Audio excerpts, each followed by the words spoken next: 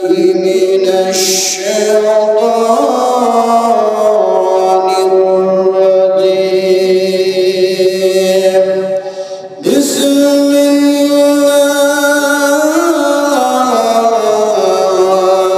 الرحمن الرحيم إن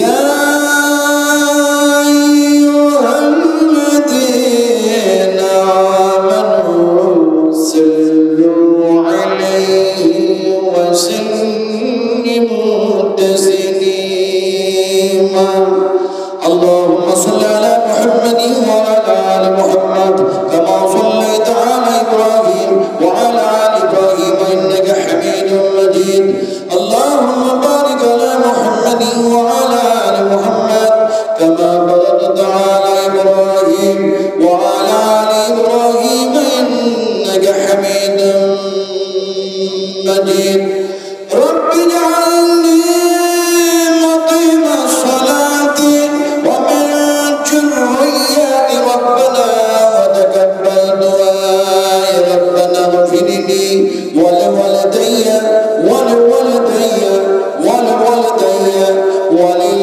وللمؤمنين يوم يقوم الحساب حملت خدا غسل بلا صدا عطا کر سبھی کو ہدایت کا نور ضلالت کا اندھیرا ہو جائے تو یا رب اگر تو کرم کرے وہ بات سبا کو سو دل پر شر کرے تقبل منا انك انت السميع العليم وتب علينا انك انت التواب الرحيم سبحان ربك رب العزة عما يصفون وسلام على المرسلين والحمد لله رب العالمين مشايخ الكرام علماء الكرام সম্মানিত আজকের জলসার সভাপতি মহাশয় সামনে বসে থাকা শিক্ষিত জ্ঞানী গুণী বুদ্ধিজীবী ইসলাম দরদি ভাতৃবৃন্দগণ পর্দার আড়ালের পাও বোনেরা সকলকে জানাচ্ছি আমার আন্তরিক শুভেচ্ছা ভালোবাসা অভিনন্দন দিয়ে সর্বপ্রথমে সেই আল্লাহ সুবহানাহু ওয়া তাআলা ভাই আজকাল আমি দুঃখ করবেন না আপনারা যখন কোরআন আলোচনা হচ্ছে তখন দেখা যাচ্ছে ওই ইউটিউবেতে দেখা যাচ্ছে উলঙ্গ মেয়ে তার ছবি লাগিয়ে দেওয়া হচ্ছে যারা করে না আল্লাহ তাআলাকে হেফাজত করুক আর যারা করছে আল্লাহ তাআলাকে হেদায়েত করুক আমিন কেউ বললেন না কোরআন পড়তে পড়তে পড়তে কোরআনের হাফেজ হয়ে গেল তারপরও দেখা যাচ্ছে মাকে আর বাপকে খাবার দেয় না কোরআন পড়ে করবে নাকি লিমা তাকুলুনা মা লা তাফআলুন আমার ভাই না যা কথা বলতেছিলাম যার জন্য নিষেধ করছিলাম তো যাক সর্বপ্রথমে সেই আল্লাহ পাকের প্রশংসা করতে যাচ্ছি যে আল্লাহ পাক আমাদেরকে দর্শন শক্তি দিয়েছেন যে আল্লাহ পাক আমাদেরকে শ্রবণ শক্তি দিয়েছেন যে আল্লাহ পাক আমাদেরকে বাক শক্তি দিয়েছেন যে আল্লাহ পাক অসংখ্য নিয়ামতগুলি প্রদান করার পরে নিখুঁত নির্ভেজাল অক্সিজেন দিয়ে জীবিত রেখেছেন সেই মাবুদের প্রশংসা করছি সকলে একসঙ্গে একযোগে একত্রিত হয়ে মহব্বতের সঙ্গে পড়ে নিচ্ছি আলহামদুলিল্লাহ। আচ্ছা একটা কথা বলো, আমরা এখানে বসে আছি কথাটা সত্য না মিথ্যা? আমরা বসে আছি এই কথাটা সত্য না মিথ্যে?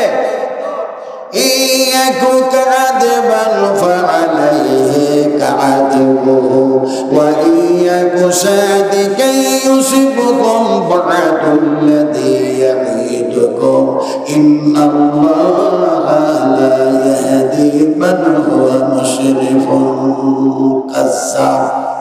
আল্লাহ রাব্বুল আলামিন বলেন, যারা সীমা লঙ্ঘনকারী হয়, যারা সীমা অতিক্রমকারী হয় আর মিথ্যাবাদী হয়, আমি আল্লাহ তারাকে হেদায়েত করি না। আপনারাকে জিজ্ঞেস করেছি, দয়া করে কেউ আমার প্রতি রাগ করবেন না। আর রাগ যদিও করেন, আগামীকাল মিছিল বাইর করবেন, আর নাজমালামকে এলাকায় আনা হচ্ছে না, হবে না। কিন্তু রাগ করবেন না, দুঃখ করবেন না। জিজ্ঞেস করেছি আমরা কি এখানে বসে আছি? আপনারা বললেন হ্যাঁ এই জায়গায় বসে আছি। আর আল্লাহ সুবহানাহু ওয়া তাআলা জমিনটারে যদি ধসায়া দেয়, আমরা কি এই জায়গায় বসে থাকতে পারবো? যেহেতু পারবো না, বসে আছি ক্ষমতার জোরে, কথা বলা চলে না। আল্লাহ আমাদেরকে বসিয়ে রেখেছেন, তাই বসে আছি। যদি বলুন সুবহানাল্লাহ, সুবহানাল্লাহ বুঝেন তো না? বুঝে সুবহানাল্লাহ আবার বললেন, এখনই বললেন বুঝে আছি, একটাও তো হলো। আবার সুবহানাল্লাহ বুঝা বললেন না, না বুঝে সুবহানাল্লাহ বুঝি কেমন? সুবহানাল্লাহ সুবহানাল্লাহ সুবহানাল্লাহ সুবহানাল্লাহ। আরে বাবা, সুবহানাল্লাহ সুবহানাল্লাহ সুবহান রাব্বিয়াল আ'লা সুবহান রাব্বিয়াল আযীম সুবহানাকা আল্লাহুম্মা রাব্বানা ওয়া বিহামদিকা আল্লাহুম্মা গফিরলি। এগুলো শুধু পড়লে হয় না, যে জিনিস বুঝে করা হয়, যে জিনিস বুঝে বলা হয়, সেই জিনিসের মধ্যে ভুল হওয়ার সম্ভাবনা না থাকে না। আর যেটা না বুঝে করা হয়, বলা হয়, 100% যেন সেটা ভুল হওয়ার সম্ভাবনাই থাকে। সুবহানাল্লাহ কাকে বলে? আল্লাহর নবী বুঝাচ্ছেন, বুঝো। আমি তো বুঝাতে পারবো না, আমার সেই ক্ষমতাও নাই, আমার সেই যোগ্যতাও নেই, আমার ওই ইলমও নাই। ইলম কতটা? একটু বুখারী পড়ে না, কম্বুর আলিম সেইগুলো হাদিস। একটু যেন দেখা যায় রকেট আবিষ্কার করলাম, আমি কি কম্বুর বৈজ্ঞানিক? আমার কি ইলমের অভাব আছে? ওমা উতিতু মিনাল ইলমি ইল্লা কালিলা। আল্লাহ পাক বলছে একটু জ্ঞান দিলাম, এর ঠেলাই ব্যাঙের মতো ঝাপাতে শুরু করলাম। আমার ভাই কথা বলতেছিলাম যে আমার সেই ইলম যোগ্যতা কিচ্ছু নাই। এখন বিশ্বনবী বুঝাচ্ছেন, কিভাবে বুঝাচ্ছেন দেখুন। আল্লাহর হাবিব বলেন, বিশ্বনবী রাহমাতুল লিল আলামিন সাইয়্যিদুল মুরসালিন যেন বলেন, যখন তোমরা আল্লাহর সামনে সিজদায় পড়ে দাও, এক আল্লাহর সামনে সিজদায় পড়ে গেছো, আর সিজদায় যখন পড়ে গেছো, তখন আল্লাহ আর বান্দার মধ্যে কোনো পর্দা থাকে না, ডাইরেক্ট একটা সম্পর্ক হয়ে যায়। এবার নবী কথা বললেন, আর দেখা যায় আল্লাহ সুবহানাহু ওয়া তাআলা কি বলেন, ওয়াসজুদু ওয়াখতারিন। আল্লাহ পাক বলেন আমার সামনে সিজদায় পড়ে যা, আর নিকটবর্তী হয়ে যা, আমার নিকটবর্তী হয়ে যাও, নিকট থেকে নিকটবর্তী হয়ে যাও। এখন আল্লাহর সামনে সিজদায় পড়ে নিকটবর্তী হলাম, আল্লাহ আর বান্দার মধ্যে কোনো পর্দা নাই, ডাইরেক্ট সম্পর্ক হয়ে গেল। এবার আমি সিজদায় পড়ে বলছি দেখি, সুবহানা রাব্বিয়াল আ'লা সুবহানা রাব্বিয়াল আ'লা সুবহানাকা আল্লাহুম্মা রাব্বানা ওয়া বিহামদিকা আল্লাহুম্মা গফিরলি। কি বললেন? সিজদায় পড়ে বলছি, হে আমার মালিক, হে আমার মালিক, হে আমার স্রষ্টা, হে আমার খালিক, হে আমার আল্লাহ, তুমি সমস্ত ত্রুটি থেকে পবিত্র, তুমি সমস্ত আইব থেকে পবিত্র। আর আমি তোমার গোলাম, তোমার সামনে সিজদায় পড়ে গেছি। আমার গুনার শেষ নাই, আমার পাপের শেষ নাই, ভুলের শেষ নাই, ফলে তুমি আমাকে পাক করে দাও।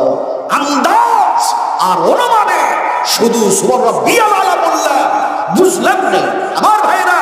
ওই সুবহান রাব্বিয়াল আলা পড়ে ইহকাল পরকাল কল্যাণ হতে পারে না। কথাটা বলতেছিলাম কি, না বুঝে আমরা যেটা করি সেটা ভুল হওয়ারই সম্ভাবনা বেশি থাকে। আমি এতক্ষণ পর্যন্ত আপনাদেরকে যে কথা বলতেছিলাম, আমার কাছে সেই ইলম নেই। এখন আপনারা হচ্ছেন বুদ্ধিজীবী, জ্ঞানী, সম্মানিত ব্যক্তি। একটা লাভ কি হল? লাভ কি হল? হায় হায় হায়, আপনাদের এখানে যেদিন মারামারি হয় সেদিন আমি বক্তব্য রাখছিলাম ওই জায়গায়, কথা বলছেন, ওই জায়গায় বক্তব্য রাখছিলাম, আমার গাড়িটাও ভাঙতো নাকি আপনি জানেন, কঠিন অবস্থা। তো যাক, কথাটা আমি অত খুলে বলবো না, অত খুলে বলবো না, এখানকার বলবো না। তারপরের দিন আমার প্রোগ্রাম ছিল তিতুগ্রাম, আপনার মাদ্রাসা, একবারে থানা থেকে মাত্র 100 মিটার দূরে। ওখানকার ওসি সাহেব হচ্ছেন নন মুসলিম। উনি আসলে গোড়া একদম সব পুরো স্টক মেলে চেয়ারে বসে আছে। উনি দাঁড়ায় না, ওনার জন্য চেয়ার আছে কিন্তু কাউকে ছাড়তে হবে, কথা বুঝুন কিনি। এখন উনি এসেই দেখা যায় আমাকে প্রণাম করলেন। সম্মান মানল না কমল? এই সম্মান মানল না কমল? উনি বসি চারটিখানি ব্যাপার। আসলে বলতে চাইছি এটা যে ওসি সাহেব সেখানে আসলেন আর যা বললেন আর আমার বক্তব্য তার শুনলেন, কিন্তু রাজারহাট নিউ টাউনে মাত্র 50 মিটার দূরে বক্তব্য রাখছে। সেখানকার ওসির নাম হচ্ছে আপনার এমনি করে দেখা যায় জামাল উদ্দিন। উনি বলছেন যে আপনি যতক্ষণ ধরে বক্তব্য শুরু করেছেন ততক্ষণ ধরে থানার মধ্যে আমাদের কাজ করতে বড্ড অসুবিধা হয়ে গেছে। বলে কি অসুবিধা হল? সে বলছে বারবার গলার কণ্ঠস্বর আমাদের কানে ধাক্কা মারছে, আর যখন কথা বলি বলছেন আমার মনে হচ্ছে এই কি ঝাড়খণ্ডের মানুষ, এইভাবে বাংলা ভাষা প্রয়োগ করতেছে, এই কি বাংলা ঝাড়খণ্ডের মানুষ। আমি আর থাকতে পারলাম না, সন্দেহ হল, দেখি তো। আসলো, এসে বলল যে আপনি বলছেন ইনশাআল্লাহ, এই শব্দটা, এই কথাটা যারা বলে নেবে তাদের যেন সামনকার কাজ যত জটিল আর কঠিন হোক সেটা আল্লাহ সহজ করে দেবে। তো আমাদের থানাতে বসে বসে আসামি ধরা খুব কঠিন আর জটিল, ফলে থানাতে ইনশাআল্লাহ পড়বো, আসামি ধরা কি হয়ে যাবে? আমি বললাম শোনো, আগামীকাল বহরমপুর যাব, আগামীকাল যেন এমনি করে চাষ করব, আগামীকাল এই পথ করব, সেই কাজ করব, এই কথা বলবো, ওই কথা বলবো। শুধু এই কথাটা কমপ্লিট নয়, এই কথা হলো আনকমপ্লিট, অসম্পূর্ণ কথা। রাসূল আকরাম সাল্লাল্লাহু আলাইহি ওয়াসাল্লাম বলেছেন ইনশাআল্লাহ লাগায় নাও, কাজ যদিও জটিল হয় আল্লাহ সেটা সহজ করে দেবে। উনি বলছেন কেমনে সহজ হয় আমাকে বুঝাতে হবে। আমি ওনারে বুঝালাম, হাজারো দলিল আছে, একটা ছোট্ট করে দলিল দিই, শোনো। একটি মানুষকে হত্যা করলো, মানুষটা নিহত হয়ে গেল, মৃত্যুবরণ করল। এখন সেই মৃত্যু যিনি করলেন, সেই মৃত্যুবরণ করার পর তার আত্মীয় স্বজন, তার রিলেটিভের মানুষেরা বলল সেই পিরিয়ডের, সেই জামানার সবচেয়ে বড় পয়গম্বর হযরত মুসাকে গেল, মুসা এইরকম ভাবে লোকটা হত্যা হয়েছে, ফলে এর আসামি ধরি কেমন করে? বললে এইভাবে একটা গরু দেখো, এই করো, সেই করো, হেন করো, তেন করো। এখন যত প্রশ্ন করে জটিল থেকে জটিল, জটিল থেকে জটিল, জটিল থেকে জটিল, সেই ধরনের গরু খুঁজে পাচ্ছে না। শেষ পর্যন্ত তারা ইনশাআল্লাহ পড়েই ফেললো। আল্লাহ সুবহানাহু ওয়া তাআলা সে কথাটাকে কোরআনের মধ্যে কোট করে দিয়েছেন। এখন দেখা যায় ইনশাআল্লাহ যদি না পড়তো তাহলে সেই ধরনের আসামি তারা ধরতেও পারতো না, খুঁজেও পেত, গায়ে খুঁজেও পেত না, গরু খুঁজেও পেত না, আর আসামি যেন ধরতেও পারতো না। আল্লাহ তাদের জন্য সেটা সহজ করে দিয়েছিল। উনি শেষ পর্যন্ত বললেন যে ইনশাআল্লাহ বললো, সেটা গাবি খোঁজা এবং আসামি ধরা সহজ হলো, কিন্তু থানাতে বসে ইনশাআল্লাহ পড়বো, এটা কেমন করে আসামি ধরা সহজ হবে এটা বলে দিন। আমি বলে এটাকে আর খুচরো করা লাগে?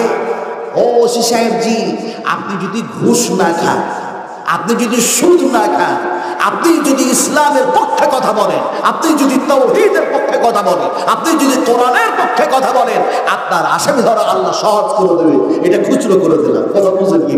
তা আপনারা ইনশাআল্লাহ পড়লেন, এটা কি পড়লেন? কথা বলুন, কি পড়লেন? তাসবিহ না জিকির? এটা আল্লাহ পাকের ভাষা, এটা আল্লাহ পাকের যেন কথা। আল্লাহ যে কথাগুলি বলেছেন সেটা হলো কালাম, সেটা হলো কোরআন। বিশ্ব নবী যে কথাগুলি বলেছেন সেগুলো হলো হাদিস। আল্লাহ নবী মুহাম্মদ রাসূলুল্লাহ সাল্লাল্লাহু আলাইহি সাল্লামের কথাগুলি হাদিসে পরিণত হয়ে গেল। আর আল্লাহ সুবহানাহু ওয়া তাআলা জিবরিল মারফতে ওহীর মাধ্যমে নবীকে জানালেন, এমনি করে নাযিল করলেন, সেটা যেন কোরআনে পরিণত হয়ে গেল। আর ধরো নাকি ইনশাআল্লাহ যতবার পড়বেন ততবার কোরআন তেলাওয়াত করা হয়ে যাবে, আর নেকিও পাওয়া যাবে। ওই সেন্সে, ওই আকীদায়, ওই ধ্যান, ওই ধারণায়, ওই মেজাজে, ওই মন মস্তিষ্ক নিয়ে যদি পড়ি, সহজ তো হবে, নেকিটাও হয়ে যাবে। যেমন কোরআনের এক জায়গায় বলা হয়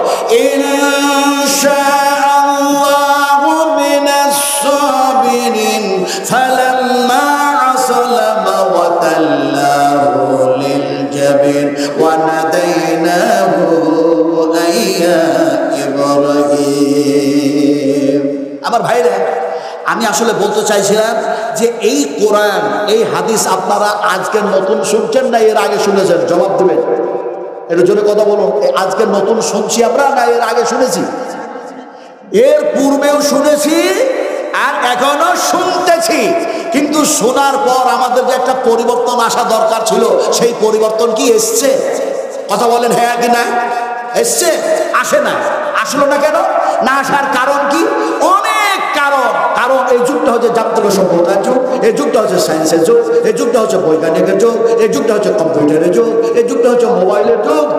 আর আর অধিকাংশ মানুষের মোবাইলের উপরে ঈমান চলে গেছে। বলছে কি মোবাইলে সব পাওয়া যায়, মোবাইলে সব অ্যান্সার পাওয়া যায়, মোবাইলে সব দেখতে পাওয়া যায়, মোবাইল সব দিয়ে দেয়, মোবাইলে সব আছে। मैं চ্যালেঞ্জ करता हूं, मैं চ্যালেঞ্জ करता हूं, মোবাইলে সব আছে। আমি বিশ্বাস করি না এক জর্রা রাই সরষার দানা পর বিশ্বাস করি না, সেই ঈমান আমার নাই। আমার ঈমান কোথায় আছে আপনাদের বলি।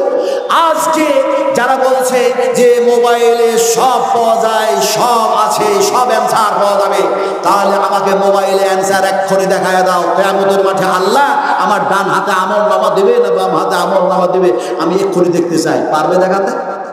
যেহেতু পারবে না, সেহেতু 70,000 ইহুদি তারা দাজ্জালে পরিণত হবে। আর তারা মুসলমানদের ঈমান নষ্ট করার জন্য দেখা যায় এমনি করে যন্ত্র আবিষ্কার করে অত্যন্ত কৌশলের সঙ্গে ঈমান নষ্ট করার জন্য এই সব যন্ত্রগুলি তাদের হাতে তুলে দিবে। তাদের ঈমান কোরআনের উপরে থাকবে না। হবে কি? এখন আল্লাহ পাক বলছেন, আপনারা কি বিরক্ত হচ্ছেন নাকি? আমি এর চাইতে ভালো ওয়াজ জানি না। কোরআন নাই, ও ওয়াজের মূল্যই নাই। আমি যে ওয়াজ করছি আপনারাকে জিজ্ঞাসা না করলে আল্লাহ জিজ্ঞেস করবেন, মা ইয়ালফিযু মিন কওলিন ইল্লা লাদাইহি রাকীবুন আতীদ। যে কথাগুলি বলেছিলি সেই কথাগুলি কার বলেছিলি? কোথা থেকে বলেছিলি? বদমাশি আর দুষ্টামি কোথা থেকে বলেছিলি? এই প্রশ্ন যদি আমার হয়, আমার বাঁচার উপায় থাকবে? কথা বলেন আপনারা, বাঁচার উপায় থাকবে? আপনাদের শোনাচ্ছি, আপনারা শুনুন। কথা বলতেছিলাম আমার ভাইরা, আল্লাহ পাক বলছেন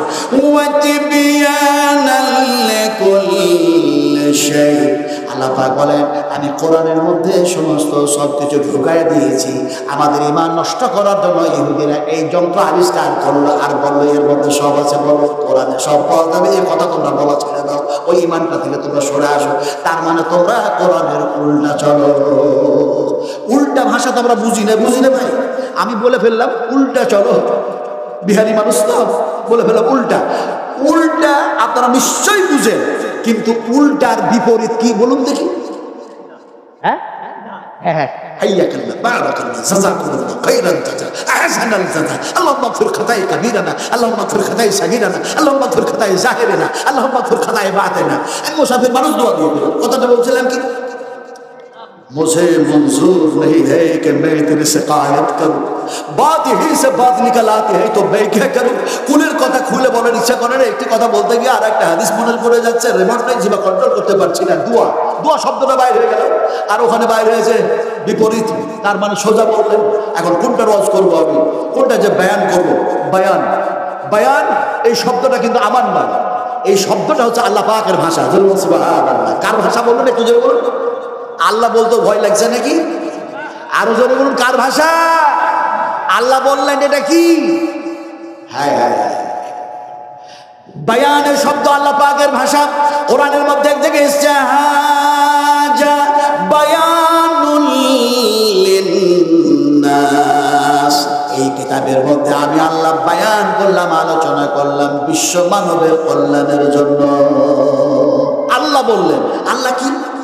আল্লাহ আমার মুনিব, আল্লাহ আমার স্রষ্টা, আল্লাহ আমার খালিক, আল্লাহ আমার মালিক ইত্যাদি।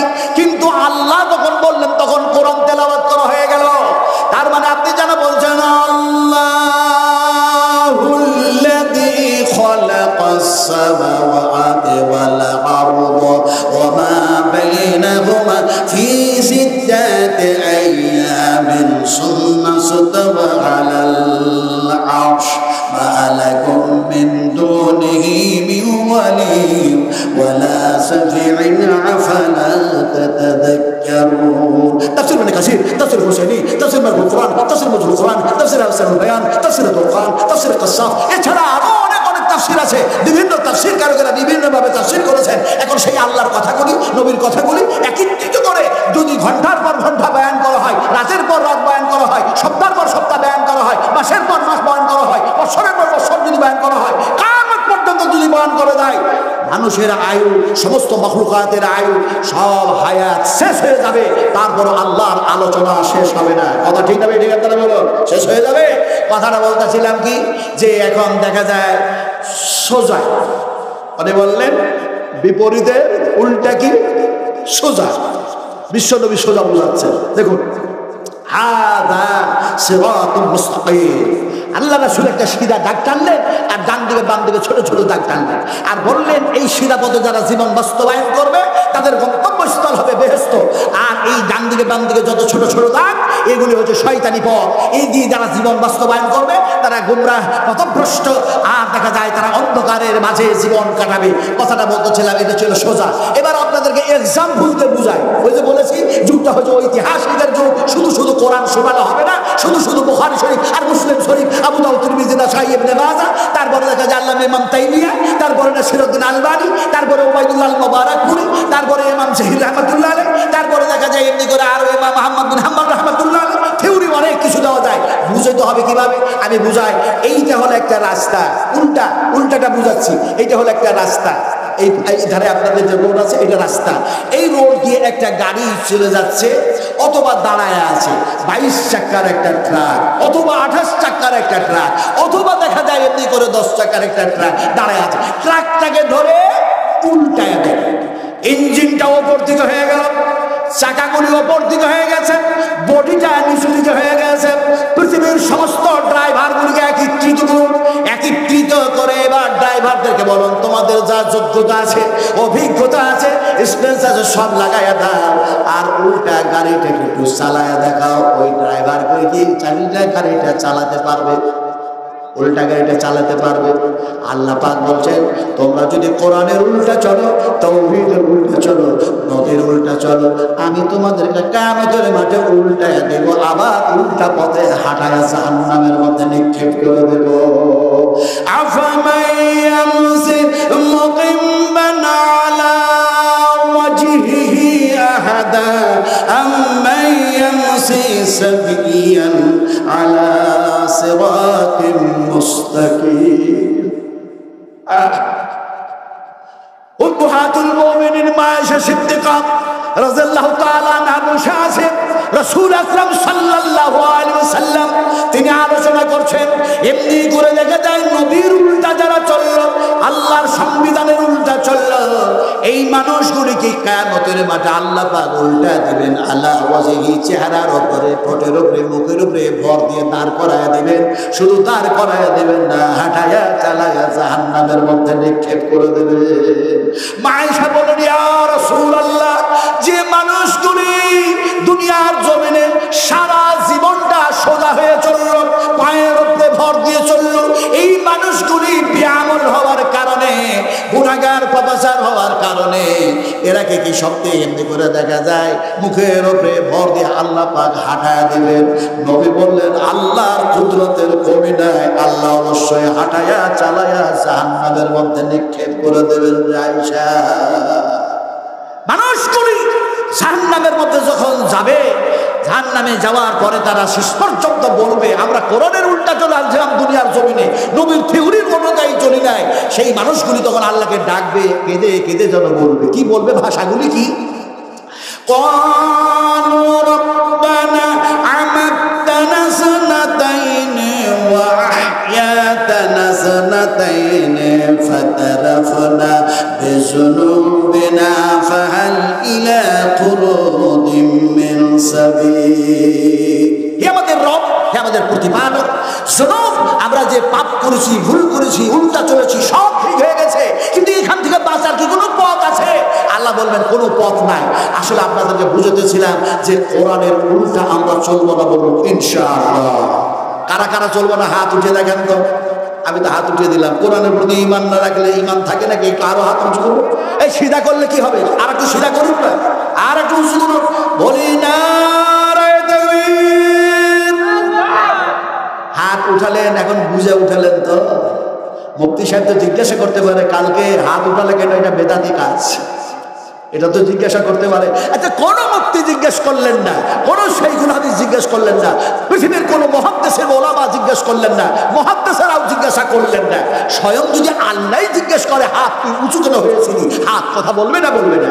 এই কথা বলে না মানুষ, মুর্শিদাবাদের মানুষ শুধু ভয় করে, এই হাত কথা বলবে না, বলবে না। কিয়ামতের মাঠে আল্লাহ যদি বলে হাত তুই কার পক্ষে উঁচু হয়েছিলি বল, হাত যেন বলবে রব তুমি আমার স্রষ্টা, তুমি আমারে হাত বানিয়েছিলে কোরআনের পক্ষে, তোমার কালামের পক্ষে, আমি হাত থাকতে পারি নাই, গোলামি করতেছিলাম তোমার, আমি হাত যেন উঁচু হয়ে গিয়েছিলাম। আলিয়াউমা নাকতিমু আলা আফওয়াহিহিম ওয়া তুকাল্লিমুনা আইদিহিম ওয়া তাশহাদু আরজুলুহুম বিমা কানু ইয়াকসিবুন। বিশ্বনবী একদিন হাত উঠালেন, সেই জায়গাটা আল্লাহ পাক দেখালেন। এই তো আপনার 3 জুলাই জিদ্দায় চাপলাম, আর 4 জুলাই আসলাম। এবার গরমের কারণ থেকে হোক আর আল্লাহর হুকুম, অবশ্যই দেখা যায় অনেক হাজি মারা গিয়েছে, আমার লজেও মারা গিয়েছে, আমরা স্বামী স্ত্রী দুজনে গিয়েছিলাম। তো যে জায়গায় রাসূল হাত উঁচু করলেন, অনেক সমস্তগুলি জায়গা দেখার পরে যে জায়গায় গেছি একটার পরে একটা হাদিস মনে পড়েছে, চোখ দিয়ে পানি ছড়িয়েছে আর কেঁদেছি। আহারে, আমার নবী যা বলেছেন এইখান থেকে তো সব কিছু বলেছেন। যেমন ইসলাম বেলডাঙ্গার মাটি থেকে প্রচার হয় নাই, ভারতের মাটি থেকে শুরু হয় নাই, বাংলাদেশ থেকে শুরু হয় নাই, পাকিস্তান থেকে শুরু হয় নাই, ইরাক আর ইরান থেকে শুরু হয় নাই। এমনি করে দেখা যায় শুরু হয়েছে বিশ্বনবী মুহাম্মদ রাসূলুল্লাহ সাল্লাল্লাহু আলাইহি ওয়াসাল্লাম বলেছেন, পৃথিবীর মানুষগুলি যখন তারা কোরআন ও তাওহীদ, আল্লাহ এবং আল্লাহর রাসূলের সমস্ত সব কিছুগুলিকে ত্যাগ করে তারা শুধু বলবে মুসলিম মুসলিম মুসলিম মুসলিম, গোটা পৃথিবীতে মুসলিম মুসলিম হয়ে গেছে, কিন্তু তারা কোরআন মানছে না, হাদিস মানছে না। সে সময় ইসলামটা গুটায়া তালাই গুটার নাই, এমনি করে চাটাই গুটার নাই, গুটিয়ে যেন আমার মদিনায় জমা হয়ে যাবে। তালাইয়ের এক্সাম্পল আমি দিলাম, এমনি করে চাটাইয়ের এক্সাম্পল আমি দিলাম, কিন্তু বিশ্ব নবী মুহাম্মদ রাসূলুল্লাহ সাল্লাল্লাহু আলাইহি ওয়াসাল্লাম বলেছেন সাপ যেন দেখা যায় এমনি করে চড়াট করলো, তারপরে দেখা যায় সাপটা যেন দেখা যায় এমনি করে নিজের দরের মধ্যে ঢুকে গেল, গর্তের মধ্যে ঢুকে গেল। ইসলামটা ঠিক যেন দেখা যায় এই মদিনায় এসে আমি নবীর কাছে আবার জমা হয়ে যাবে। কথা বলতেছিলাম, সেই জায়গায় রাসূল আকরাম সাল্লাল্লাহু আলাইহি ওয়াসাল্লাম হাত উঁচু করলেন। কোথায়? আরাফা জাবাল রহমত, সেই যেন বিশাল উঁচু পর্বত, যে জায়গায় রাসূল আকরাম সাল্লাল্লাহু আলাইহি ওয়াসাল্লাম বক্তৃতা করেছিলেন। আজও সেই জায়গা যেন দেখা যায় বর্তমানে সেটা নিদর্শন বলে কায়েম করা হয়েছে। সেখানে উঠলেন, এই জায়গায় রাসূল বক্তৃতা করেছিলেন। এখন দেখা যায় বক্তৃতা করতে করতে রাসূলুল্লাহ সাল্লাল্লাহু আলাইহি ওয়াসাল্লাম বলেছেন, ও আমার সাহাবীরা, আমার সাহাবায়ে কেরামেরা, এইটা হচ্ছে আমার জীবনের হয়তো শেষ হজ, হাজ্জাতুল বিদা, এটাই হয়তো আমার শেষ হজ। ফলে তোমাদের কাছ থেকে আমি সাক্ষী চাই, গাওয়া তোমরা দাও। আল্লাহ পাক আমাকে নবুয়ত দিয়েছেন, কোরআন নাজিল করেছেন, ফলে দেখা যায় এমনি করে তোমাদের কাছে দিনটা ইসলামটা আমি পৌঁছে দিতে পেরেছি কি পারি নাই, সাক্ষী দাও। সাহাবীরা বললেন, ইয়া রাসূলুল্লাহ, দিন ইসলাম আপনি পূর্ণভাবে আমাদের কাছে পৌঁছে দিয়েছেন, আমরা সাক্ষী দিয়ে দিলাম। রাসূল আকরাম সাল্লাল্লাহু আলাইহি ওয়াসাল্লাম সেই পর্বতের উপর থেকে হাত উঁচু করলেন আকাশের দিকে, আর আকাশের দিকে হাত উঁচু করে যেন বললেন, ইয়া রফিকুল আলা, ইয়া রফিকুল আলা, ইয়া রফিকুল আলা। আমার নবীর যেন সঙ্গ সাথে সবচাইতে বড় বন্ধু ফেরেশতার মধ্যে হযরতে জিবরিল, আর মানুষের মধ্যে হযরত আবু বকর সিদ্দিক, কিন্তু সবচাইতে বড় সাহায্যকারী আর মদদগার হচ্ছেন আমার আল্লাহ। তাই হাতটা উঁচু করে বললেন, বিশ্ব নবী, আয় আল্লাহ, আপনি যে দায়িত্ব দেওয়া দিয়ে আমাকে এই জায়গায় মানুষ করেছেন পৃথিবীর মাটিতে, সেই দায়িত্ব আমি পালন করেছি। আপনার বান্দা বান্দীদের কাছে দিন ইসলাম যেন পৌঁছায় দিয়েছে, আপনি সাক্ষী থাকুন। বিশ্বনবী হাত উঁচু করলেন, নিচু করলেন, আর নিচু করার সঙ্গে সঙ্গে আয়াত নাযিল হয়ে গেল, আল-ইয়াউমা আকমালতু লাকুম দীনাকুম ওয়া আতমামতু আলাইকুম নি'মাতি রাদিতু লাকুমুল ইসলাম দীনা। আমি ওয়াজ করছি, যদি শক হয়, সন্দেহ হয়, মাওলানা শফিউর রহমান আল মুবারাকপুরি হাফিজাহুল্লাহর কিতাব মুতালা করুন, স্টাডি করুন। ওবাইদুল্লাহ আল মুবারাকপুরি হাফিজাহুল্লাহ কিতাব মুতালা করুন। আল্লামা ইমাম তাইমিয়া হাফিজাহুল্লাহ কিতাব মুতালা করুন। ইনশাআল্লাহ এই বক্তৃতা আপনারা পেয়ে যাবেন সেই কিতাবগুলোর মধ্যে। কথা বলতেছিলাম, আপনারা হাত উঠিয়েছেন কার পক্ষে? অভিষেকের পক্ষে। আপনারা যদি চুপ থাকেন আমি উল্টা করে কথাই বলবো, কারণ উল্টেই তো চলছি, আমরা উল্টেই চলছি। একটু জোরে বলতে হবে। হাত তুলেছি কিসের পক্ষে? আরো জোরে বলুন, কোরআনের পক্ষে হাত তুলেছি। ফলে দেখা যায় কোরআনকে ব্রিটেনে আজকে পুরো ছিঁড়া হচ্ছে। ব্রিটেনের সেই সমস্ত নরধম নরপশু কোরআনের শত্রু যারা, তারা কোরআনের পাতাগুলোকে ছিঁড়ে ছিঁড়ে পায়ের নিচে রাখতেছে আর রগড়াতেছে। কোরআন দুঃখ করে চোখের পানি ঝরায়া, যেমন মানুষ চোখের পানি ঝরায় তেমনি করে কোরআন তারাকে বলতেছে, আমি তো মাসুম, তোমরা আমার উপরে অত্যাচার কেন করো? তোমাদেরকে তো এসছি আমি বাঁচার জন্য, বাঁচাবার জন্য, বাধা দেওয়ার জন্য নয়। আমাকে কেন এরকম করো? বাধা আর বাঁচানো দুটো শব্দ বলে ফেললাম, বুঝতে হবে। এই দেখুন, এইটা হলো একটা পথ আর এইদিকে এইটা হলো একটা পথ। এখন দুই পথে দুইটা মানুষ দাঁড়ায় আছে। একটা মানুষের হাতে তরবারি আর একটা মানুষ সৈন্য হাত, আর সামন ধার থেকে একটা মানুষ আসছে।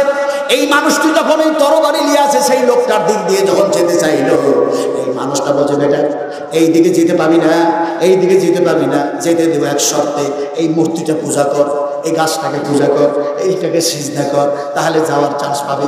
যদি না করিস তাহলে তরবারি দিয়ে হত্যা করে দেব। এ যেন দেখা যায় জীবনটাই শেষ করতে চাইলো, তার মানে দেখা যায় এই জীবনটা যেন বাঁচাতেই চাই না। এই দিকে আর একজন মানুষ দাঁড়ায় আছে। এখন এই মানুষটা ব্যাক করে যেন সেই মানুষটার দিক দিয়ে বেড়েতে গেল। ওই মানুষটা তরবারি নাই, লাঠি নাই, সোটা নাই, কিচ্ছু নাই, যেন অনয় বিনয় করে মানুষটা বললো, ভাই তুমি এই পথে যেও না, এই পথে আছে টাইগার, এই পথে আছে সিংহ, এই পথে আছে ভালো, ফলে যেন তোমার জীবনের ক্ষতি হয়ে যাবে। খবরদার এই পথে যেও না। তোমার অনয় বিনয় করি, খবরদার যেও না। কোরআন বলে, আমি মাসুম, তোরা এইদিকে অন্যায় পথে যাস না, জাহান্নামে চলে যাবি। বাঁচার কথা বলি, তারপরে কেন আমারে ছিড়িস আর তোরা যেন পায়ের তলায় রাখিস। পৃথিবীর সমস্ত শত্রুরা যদি কোরআনের পাতাগুলিকে ছিঁড়ে ছিঁড়ে সমস্ত কোরআনগুলিকে আগুনে পুড়ায়া শেষ করে দেয়, তাহলে কি কোরআন শেষ হয়ে যাবে? এই জায়গার মানুষ জোরে কথা বলতে হবে, শেষ হবে। আরো জোরে বলুন, শেষ হবে। শেষ হবে না, তার কারণ কি?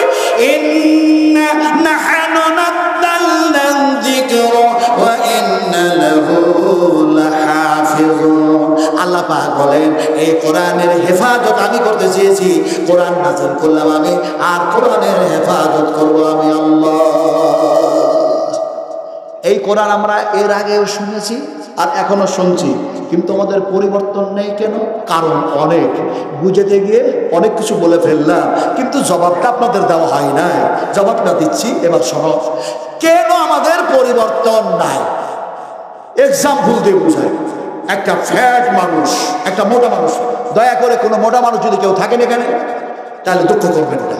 কারণ আমি আপনার কয়েকদিন আগে বক্তব্য রাখছিলাম মেদিনীপুর ঘাটাল ঈশ্বরচন্দ্র বিদ্যাসাগরের একেবারে বাড়ির সংলগ্ন, এখন বাড়ি নাই, কলেজ স্কুলে পরিণত হয়ে গেছে। তারপরে ক্ষুদিরামের যে জায়গায় ফাঁসি সেটাও দেখলাম, কথাটা বলতেলাম, সেখানে ওয়াজ করতে গেছি।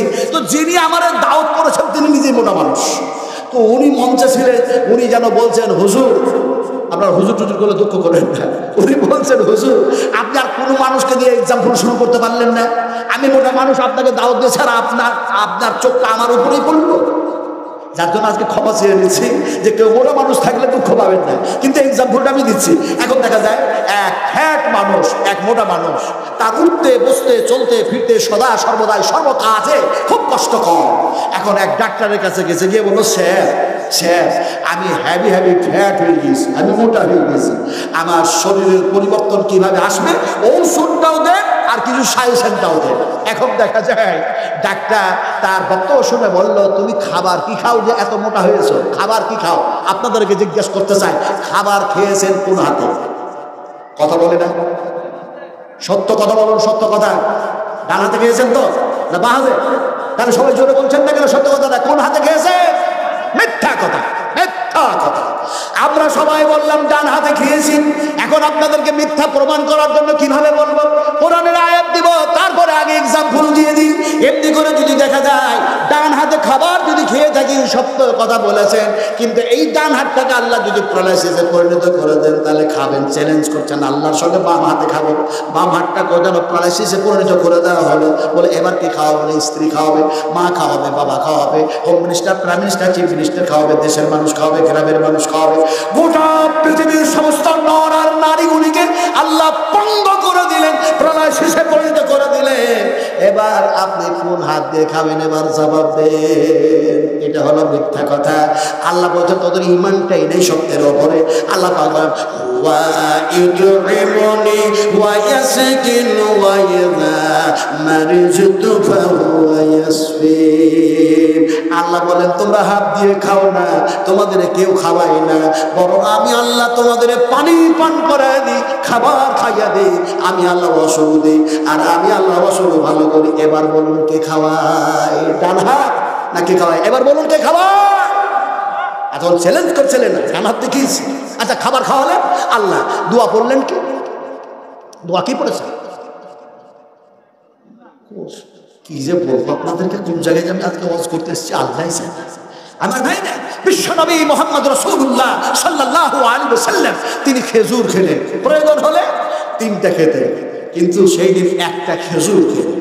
খাওয়ার পর আরে টাটকা জীবিত সাহাবায়ে কেরামদের গুণাগুণ গুণাবলী যদি দেখতে যান তাহলে যারা হজ করতে গেছে তারা দেখতে পাবে। বিশ্বাস করুন কি অবস্থা, কি অবস্থা।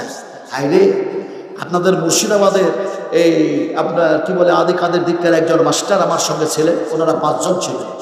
তো উনি বলছেন আমি 3 দিন ধরে অনারে আছি, আমি 3 দিন ধরে অনারে আছি। ভারতপুর কি আছে, ভারতপুর না ভরতপুর কি হাই স্কুল আছে, ওর কারণে হেডমাস্টার। তো বলছেন 3 দিন ধরে অনাহারে আছে। তো আমার সামনে আসলো বরফের একটা কার্টন, ওই পাথরগুলি 2 হাতে নিচ্ছে আর কি দিয়ে চিবে খাচ্ছে। কথা বুঝে কি বলছে? সবচেয়ে সর্বশ্রেষ্ঠ নিয়ামত আমি মনে হচ্ছে খাচ্ছিলাম সেই দিন। 3 দিন ধরে অনাহারে। হাদিস পড়তাম আর মনে মনে ভাবতাম সাহাবীরা অনাহারে থাকতো কেমন করে, কিন্তু প্র্যাকটিস হয়ে গেল, সেখানে প্র্যাকটিক্যাল দেখলাম কিভাবে থাকা সম্ভবপর হয়। সেখানে আল্লাহর ভয়ে কান্না করতে করতে কিভাবে সময় বেরিয়ে যাচ্ছে, মানুষ খিদার কোনো টের পায় না। আলোচনা করছিলাম, আলোচনা আপনাদের সামনে যেটা করতেছিলাম সেটা হচ্ছে এইটা, রাসূল আকরাম সাল্লাল্লাহু আলাইহি ওয়াসাল্লাম তিনি একটি খেজুর খেলেন, দোয়া করলেন কি? আপনারা কি যেন বললেন? আলহামদুলিল্লাহ না কি বললেন? বললেন না?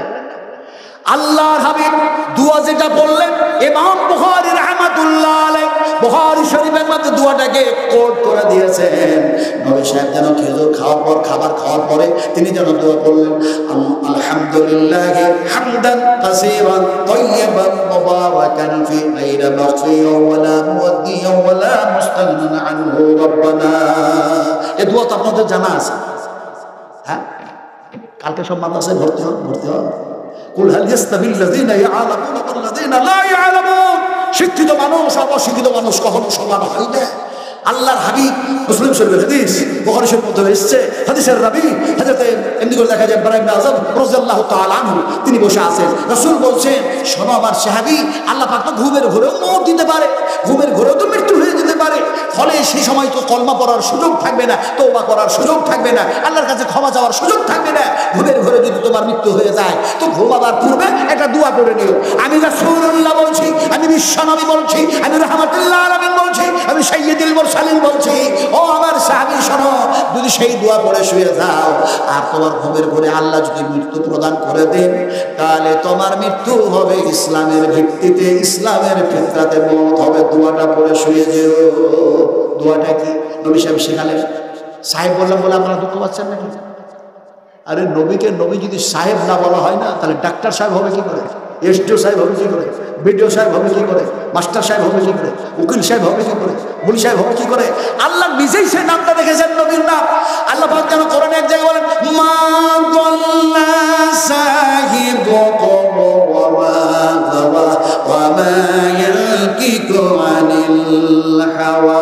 আল্লাহ রাব্বুল আলামিন বলেন তোমাদের কাছে এমন একজন সাহেবে রাসূলকে প্রেরণ করলাম, সে যা ডিসিশন দেয়, যে ফয়সালা দেয়, সেটাই আমি আল্লাহর ফয়সালা মেনে নাও। আমি আল্লাহর কাছে ভালোবাসা হয়ে যাবে, প্রিয় হয়ে যাবে, মহব্বতের যেন বান্দা হয়ে যাবে। আমি সেদিন আজকে নাই বা গেলাম, কথাটা বলতেছিলাম দোয়াটা কি শিখালেন? দোয়াটা আপনারা শিখুন। দোয়া যেন শিখানো হলো এমনি করে, আল্লাহুম্মা নাফসি ইলাইকা ওয়াজজাহতু ওয়াজহি ইলাইকা ওয়া ফাওয়াদতু আমরি ইলাইকা ওয়া আলজাতু জাহরি ইলাইকা রাগবাতান ওয়া রাহবাতান ইলাইকা লা মালজা ওয়া লা মানজা মিনকা ইল্লা ইলাইকা আল্লাহুম্মা আমানতু বিকিতাবিকা আল্লাযী আনজালতা ওয়া বিনাবিয়িকা আল্লাযী আরসালতা। এই দোয়া তো আমরা সবাই জানি। হায় হায় হায়, কি অবস্থা! কথা বলতেছিলাম, এই জীবনের পরিবর্তন না হওয়ার কারণ কি? ডাক্তার বললো যে এত যে মোটা হয়েছো, খাবার কি খাও, খাবার কি খাও? তো ফ্যাট মানুষটা বলছে, স্যার সকালবেলা হলে আমি 8টা রুটি খাই। ডাক্তার বলছে সর্বনাশ, আরে সকাল হলে 8টা রুটি খায়। ডাক্তার মনে মনে ভাবলেন দুপুর বেলা হতে অনেক দেরি, তাই মনে হয় বেশি খিদা পাবে আর বেশি খাবে। জিজ্ঞেস করলেন দুপুর বেলায় কটা খাও? বলছে 8টা খায়।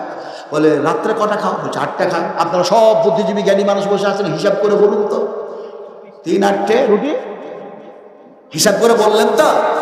হিসাব হিসাব আমার মুক্ত বাইরে গেল হিসাব। আর আল্লাহ পাকও বলছেন, কি বলছেন? আল-ইয়াওমা তুজজা কুল্লু নাফসিন বিমা কাসাবাত লা যুলমাল ইয়াওম ইন্নাল্লাহা সারিউল হিসাব। কি খেয়েছো, কোথা থেকে ইনকাম করেছো, কিভাবে চলেছো, হিসাব লাগবে না লাগবে না মিয়া? এই হিসাব লাগবে না লাগবে না? আমি পারছি না অত বুঝাতে ভাই। এই এত গভীর রাত্রে বুড়ো মানুষ থেকে 70 বছরের বুড়ো ওসমান গানি সাহেব, রিয়াজুল সাহেব, কি বলে আব্দুল আওয়াল, এরা তো তখন একেবারে তরুণ। আমি যখন ওয়াজ করছি মুসলিম রহমানী সাহেবের সঙ্গে, যখন হোসেন সালফি সাহেবের সঙ্গে, যখন দেখা যায় আইনুল বাড়ি আলিয়াবির সঙ্গে, যখন মুখতার আহমদ নাদবির সঙ্গে, তার মধ্যে আল্লাহ পাক আমাকে রেখেছে। যাক, কথা বলতেছিলাম তো, কথা বলতেছিলাম কি আপনাদেরকে যে কথাটা বলতেছিলাম সব ওয়াজ করতে পারবো না আজকে, ইনশাআল্লাহ ইনশাআল্লাহ। আল্লাহ পাক কখনো যদি নিয়ে আসে আর মূল্যবান সময় যদি আনা হয়, যথাযথভাবে আলোচনা করব, শুধু করবো না, আমল করার চেষ্টা করবো ইনশাআল্লাহ। আলোচনা কি করছিলেন? এখন দেখা যায় আপনারা হিসাব করে বললেন কটা রুটি বললেন যেন? 24টে। ডাক্তার বললেন তুমি 24টা রুটি খাও তো? বলেছি হ্যাঁ। তো ডাক্তার বললেন তোমাকে ঔষধ দিব, পরামর্শ দিচ্ছি সর্বপ্রথম খাবারের অঙ্কটা কমায় দাও। স্যার খাবো কটা আর কমাবো কটা? ডাক্তার বললেন 24টার মধ্যে 12টা খাও আর 12টা বাদ দাও। শুধু 12টা রুটি খাই, তারপরও পরিবর্তন নেই। দ্বিতীয়বার আবার ডাক্তারের কাছে গিয়েছে, যে বিনয় করে বলল স্যার কোনো পরিবর্তন নাই, আপনার কথা শুনেছি, শরীরটা যেমনকার তেমনি মোটা আর ফ্যাট হয়ে আছে, কষ্ট যেন হতেই আছে, অসুবিধা যেন হচ্ছে, ফলে আপনি দয়া করে আমাকে যেন ভালো করে পরামর্শ দেন, ঔষধ দেন। সামথিং কিছু ঔষধ দিল। আর যেন ডাক্তার বলল ওই যে 12টা রুটি খাচ্ছ ওর মধ্যে থেকে 6টা রুটি আরো কমায়া দাও। মানুষের যদি সেক্স বেড়ে যায়, মানুষের মেজাজ যদি কন্ট্রোল না থাকে, আমি কি সেই হাদিসগুলো একটা একটা করে এখন বয়ান করব? খাবার কমাতে হবে, রোজা রাখতে হবে, সবুর করার জন্য পানি পান করতে হবে, উজু করতে হবে, রাগ কন্ট্রোল হলে শুয়ে যেতে হবে, সেই হাদিসগুলিকে বয়ান করবো? সময় নেই আমার হাতে। এখন দেখা যায় ডাক্তার বললেন ওই 12টার মধ্যে থেকে আরো 6টা কমিয়ে দাও, 6টা রুটি যেন খেল। তারপরে শরীরের পরিবর্তন নেই।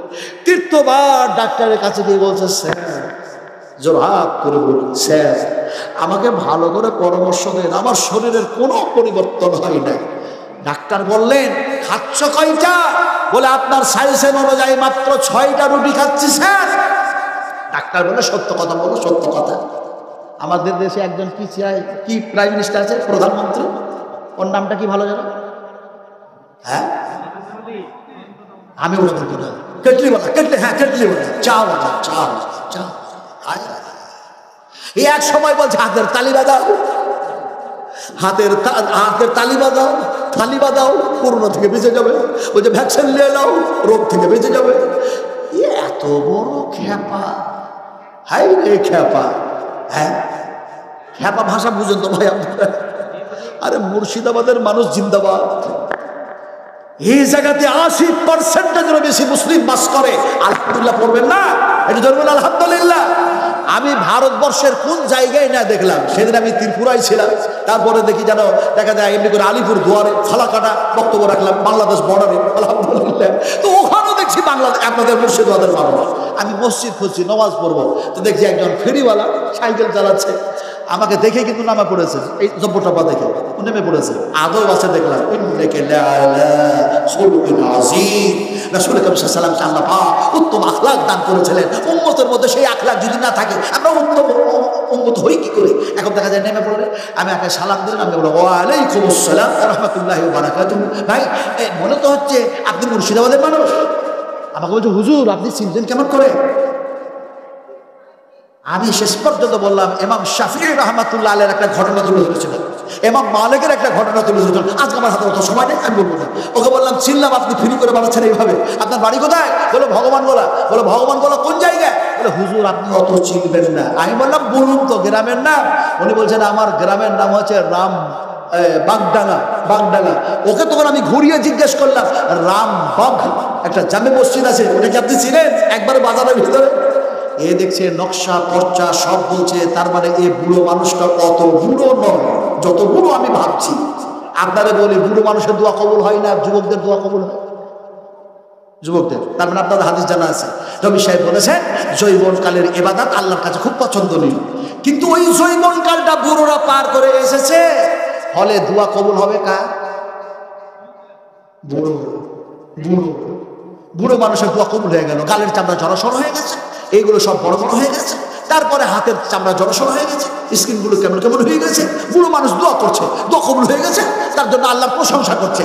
বুড়ো মানুষটা কিভাবে দোয়া করছে? তিনি বলছেন আলহামদুলিল্লাহিল্লাযী ওয়াহাবানি আলাল কিবারি ইসমাঈল ওয়া ইসহাক। যার কাছে ছেলে চেয়েছিলাম তিনি আমাকে ছেলে দিলেন, আমি সেই আল্লাহর প্রশংসা করছি যিনি আমার দোয়া কবুল করেছেন। সুবহানাল্লাহ। ছেলে চাইবো কার কাছে? এদের মনের মধ্যে মনে সন্দেহ আছে, মনে খাজা বাবার কাছে চাইলে ছেলে পাওয়া যাবে। ছেলে চাইবো কার কাছে? আরো জোরে বলতে হবে উদুনি আস্তাগফির লাকুম। আল্লাহ পাক বলছেন তোমরা আমার কাছে আমাকে ডাকো, তোমাদের ডাকে সাড়া দেব। তোমরা আমার কাছে চাও, তোমাদের সমস্ত অভাব মোচন করে দেব। আলোচনা করছিলাম কোথায়, আসলাম কোথায়? আলোচনা করতেছিলাম। এখন দেখা যায় সে বলছে ওই ওই কি কেটলি বলা, হ্যাঁ খ্যাপা খ্যাপা খ্যাপা। তা আপনারা বলেছি খ্যাপা কয় ধরনের হয়? আপনারা বলেছেন অনেক, মেলা। না মেলা হয় না, অনেক রকম হয় না। খ্যাপা হয় দুই ধরনের। একটা খ্যাপা হয় পুরো ম্যাট, একেবারেই ম্যাট। আর একটা খ্যাপা হয় কোনো সময় ঠিক বলছে, কোনো সময় ভুল বলছে, কোনো সময় ঠিক বলছে, কোনো সময় ভুল বলছে। এই দুই খ্যাপার উদাহরণ দিয়ে বোঝায়। এইদিকে একটা খ্যাপা দাঁড়িয়ে আছে উলঙ্গ হয়ে, আর এইদিকে একটা খ্যাপা দাঁড়িয়ে আছে গামছা পরে, এই দিকটা জানলেন কিনা? এখন দেখা যায় এই দুই খ্যাপার মধ্যে একজন হুজুর মাথায় পাগড়ি টাগড়ি বেঁধে সে যেন পেরিয়ে চলে যাচ্ছে। তো ন্যাংটা খ্যাপাকে ওই গামছা পরা খ্যাপা বলছে হুজুর চলেছে সালাম দে সালাম দে সালাম দে সালাম দে। তো ন্যাংটা খ্যাপা বলছে আমার পরনে যে গামছা নাই, আমি যে উলঙ্গ, তো আমি সালাম দেব কেমন করে? তোর পরনে গামছা আছে, তুই সালামটা দে। তো কত বড় খ্যাপা! এখন নিজের গামছাটা খুলে দিয়ে নিজে উলঙ্গ হয়ে গিয়ে গামছাটা উলঙ্গ খ্যাপার দিকে ছুঁড়ে দিল, বলছে গামছাটা পর তাড়াতাড়ি আর সালামটা দে, হুজুর চলে যাচ্ছে। এমন সময় দেখা যায় গামছাটা যখন এ খ্যাপা ছুড়লো, ওই খ্যাপা হাত দিয়ে ধরলো। এখন গামছাটা পরে যদি তাড়াতাড়ি সালাম দেয় তাও তো হয়, কিন্তু সালাম না দিয়ে হাতে গামছাটা ধরে প্রতিযোগিতা শুরু করলো। ওই যে তুইও খ্যাপা আমিও খ্যাপা, তুইও উলঙ্গ আমি উলঙ্গ, তুইও ন্যাংটা আমিও ন্যাংটা, তুই আগে সালাম দিবি না আমি আগে সালাম দেবো। এখন এই প্রতিযোগিতা হতে থাকলো, হুজুর পেরিয়ে চলে গেল, সালাম দেওয়া হলো না, সালামের জবাবও হলো না। আল্লাহর পক্ষ থেকে তাদের ভাগ্যে রহমত জুটলো না, এরা অন্ধকারের মাঝে পড়ে থাকলো আর হাবিজাবি বলতেই থাকলো। এই হচ্ছে খ্যাপার দল। কথা বুঝতে পারলেন কি রে? এখন ডাক্তার বললো সত্য কথা বলো, রুটি কটা খেয়েছো সত্য কথা বলো। এমন সময় যেন সেই ফ্যাট মানুষটা বলছে স্যার মিথ্যা কথা মোটেও বলি না, 100% সত্য কথা বলছি। আপনি যেন দেখা যায় এমনি করে 6টা রুটি খেতে বলেছেন, 6টাই রুটি খায়, শরীরের পরিবর্তন নাই। ডাক্তার বললেন ওরে বাবা সত্য কথা বলতে জিজ্ঞেস করছি, তুমি রুটির সংখ্যা কমিয়েছ না আটার সংখ্যা কমিয়েছ? কোনটা করেছ? তো ওই মোটা মানুষটা বলছে স্যার খেতাম তো 24টা রুটি, কিন্তু ওই 24টা রুটিতে যত কেজি আটা লাগে সব আটা ওই 6টা রুটি দিয়ে খেয়েছি। ডাক্তার বললেন বেউকুফ কোথাকার, তাহলে আমার সাইজের কোথায় মেনেছিস? তুই তুই সব আটার সব রুটি খেয়েছিস। আমাদের মুসলমানদের অবস্থা তাই হয়েছে। আজকে ফাইজি সাহেব, আজকে রিয়াজি সাহেব, আজকে মাক্কি সাহেব, আজকে মাদিনী সাহেব, আজকে যেন উমরি সাহেব, কত সাহেবের মুখ থেকে কোরআন হাদিস শরীফ, কিন্তু এরপরেও আমাদের জীবনের পরিবর্তন আসলো না। যারা ছিল মূর্তি পূজারী, যারা ছিল সূর্য পূজারী, যারা ছিল চন্দ্র পূজারী, যারা ছিল সাগর পূজারী, যারা ছিল পাহাড় পূজারী, যারা ছিল এমনি করে দেখা যায় এমনি করে দেখা যায় মূর্তি পূজারী, সেই সমস্ত মানুষগুলির কাছে যখন কোরআন বায়ান হলো তাদের পরিবর্তন আসলো। আজকে যদি তাদের মতো আমরাও শোনার পরে আমল করতাম, তাহলে হযরত ওমর রাদিয়াল্লাহু তাআলা আনহু, হযরত আবু বকর সিদ্দিক, হযরত আবু তালহা, হযরত আবু দারদা, হযরত আবু হুরায়রা, হযরত আব্দুর রহমান বিন আউফ ইত্যাদি ইত্যাদি সাহাবা ইকরামদের মতো আমাদের ঈমান তৈরি হতো, আমাদের এক পরিবর্তন আসতো। কিন্তু পরিবর্তন আসছে না। আমরা শুধু বলছি আর আমরা শুনছি, আমরা সেইভাবে কামা হক্কাহু সেইভাবে আমল করছি না। কথা ঠিক না বেঠিক? আপনারা জবাব দেন, কথা ঠিক না বেঠিক? আমার ভাইরা, সোনাটুরেরা, কথা বলতেছিলাম আপনাদের সামনে। বিশ্ব মানবের কল্যাণের জন্য সর্বশ্রেষ্ঠ একটা কিতাব নাজিল করা হলো। কিতাবের নাম কি বলুন? কোরআন। এই যেনারা পাগড়ি পেলেন এনারা সব হাফিজে কোরআন না আলিম? আলিম। আলহামদুলিল্লাহ, সব আলহামদুলিল্লাহ। এই মাসেরই আমি যেন কয় তারিখে, এই এক সপ্তাহ হয় না, 4-5 দিন হচ্ছে, আমি দক্ষিণ 24 পরগনার একটা জায়গায় ছিলাম, চটা বলে একটা জায়গায়। সেখান থেকে সারা ভারতবর্ষকে এই আপনার জিন্সের প্যান্ট যত তৈরি হচ্ছে ওখানে হচ্ছে। ওখানে মাদ্রাসায় আপনার পাগড়ি দেওয়া হলো 20 জন কোরআনের হাফিজ। আল্লাহু আকবার।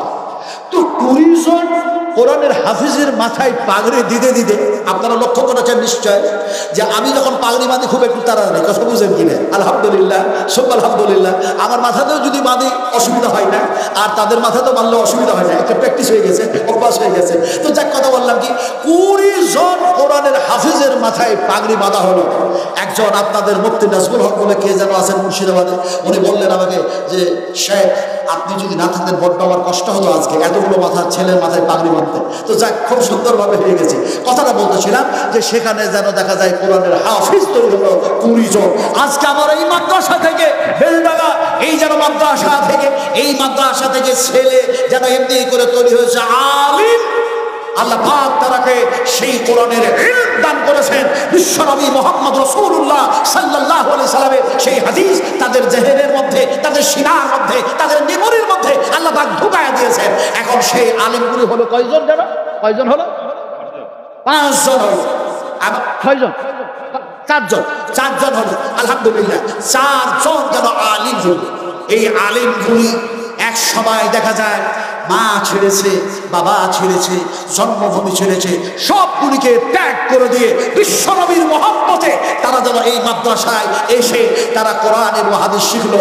সেই সমস্ত ওস্তাদদের কাছে, যে সমস্ত শেখরা এখানে বসে আছেন, আলহামদুলিল্লাহ, আল্লাহ পাক এই মাদ্রাসার ওস্তাদদের, শিক্ষকদের হায়াত আল্লাহ বাড়ায়া দেয়। আল্লাহ পাক এই মাদ্রাসার কমিটি সদস্য যিনারা আছেন, আল্লাহ পাক তাদেরকে মেহনতকে কবুল করে রেখে দিয়েছেন। আল্লাহ আমিন। আমার ভাইরা, আবার খুব দুঃখ হয়, আবার খুব কষ্ট হয়। একটা এমন সময় দিয়েছে যে সবাই দেখা যায় খাবার পাওয়া যায় না, অথচ হাদিস সংগ্রহ করার জন্য দেখা যায় ছেলেরা পড়াশোনা করেছে। যেমন আমার জামানায় আমরা খাবার ঠিক মতো পাই না, পোকা দেওয়া ভাত খেতাম, পোকা দেওয়া ভাত, খিদার চোটে। কথা বলতেছিলাম যে এক সময় দেখা যায় ইমাম বুখারী রাহমাতুল্লাহ আলাইহি, ইমাম বুখারী রাহমাতুল্লাহ আলাইহি তিনি দেখা যায় সাথীদেরকে সঙ্গে করে নিয়ে চলছেন, সাথীদেরকে সঙ্গে করে নিয়ে চলছেন। খিদার কারণে যেন দেখা যায় এমন যেন বেতাব হয়ে পড়েছেন। কিন্তু কেউ যেন দেখা যায় বেয়াদবি করে হোক, চাই ইচ্ছাকৃত হোক, চাই অনিচ্ছাকৃত হোক, যেন দেখা যায় মাথার উপরে ছাই ফেললো।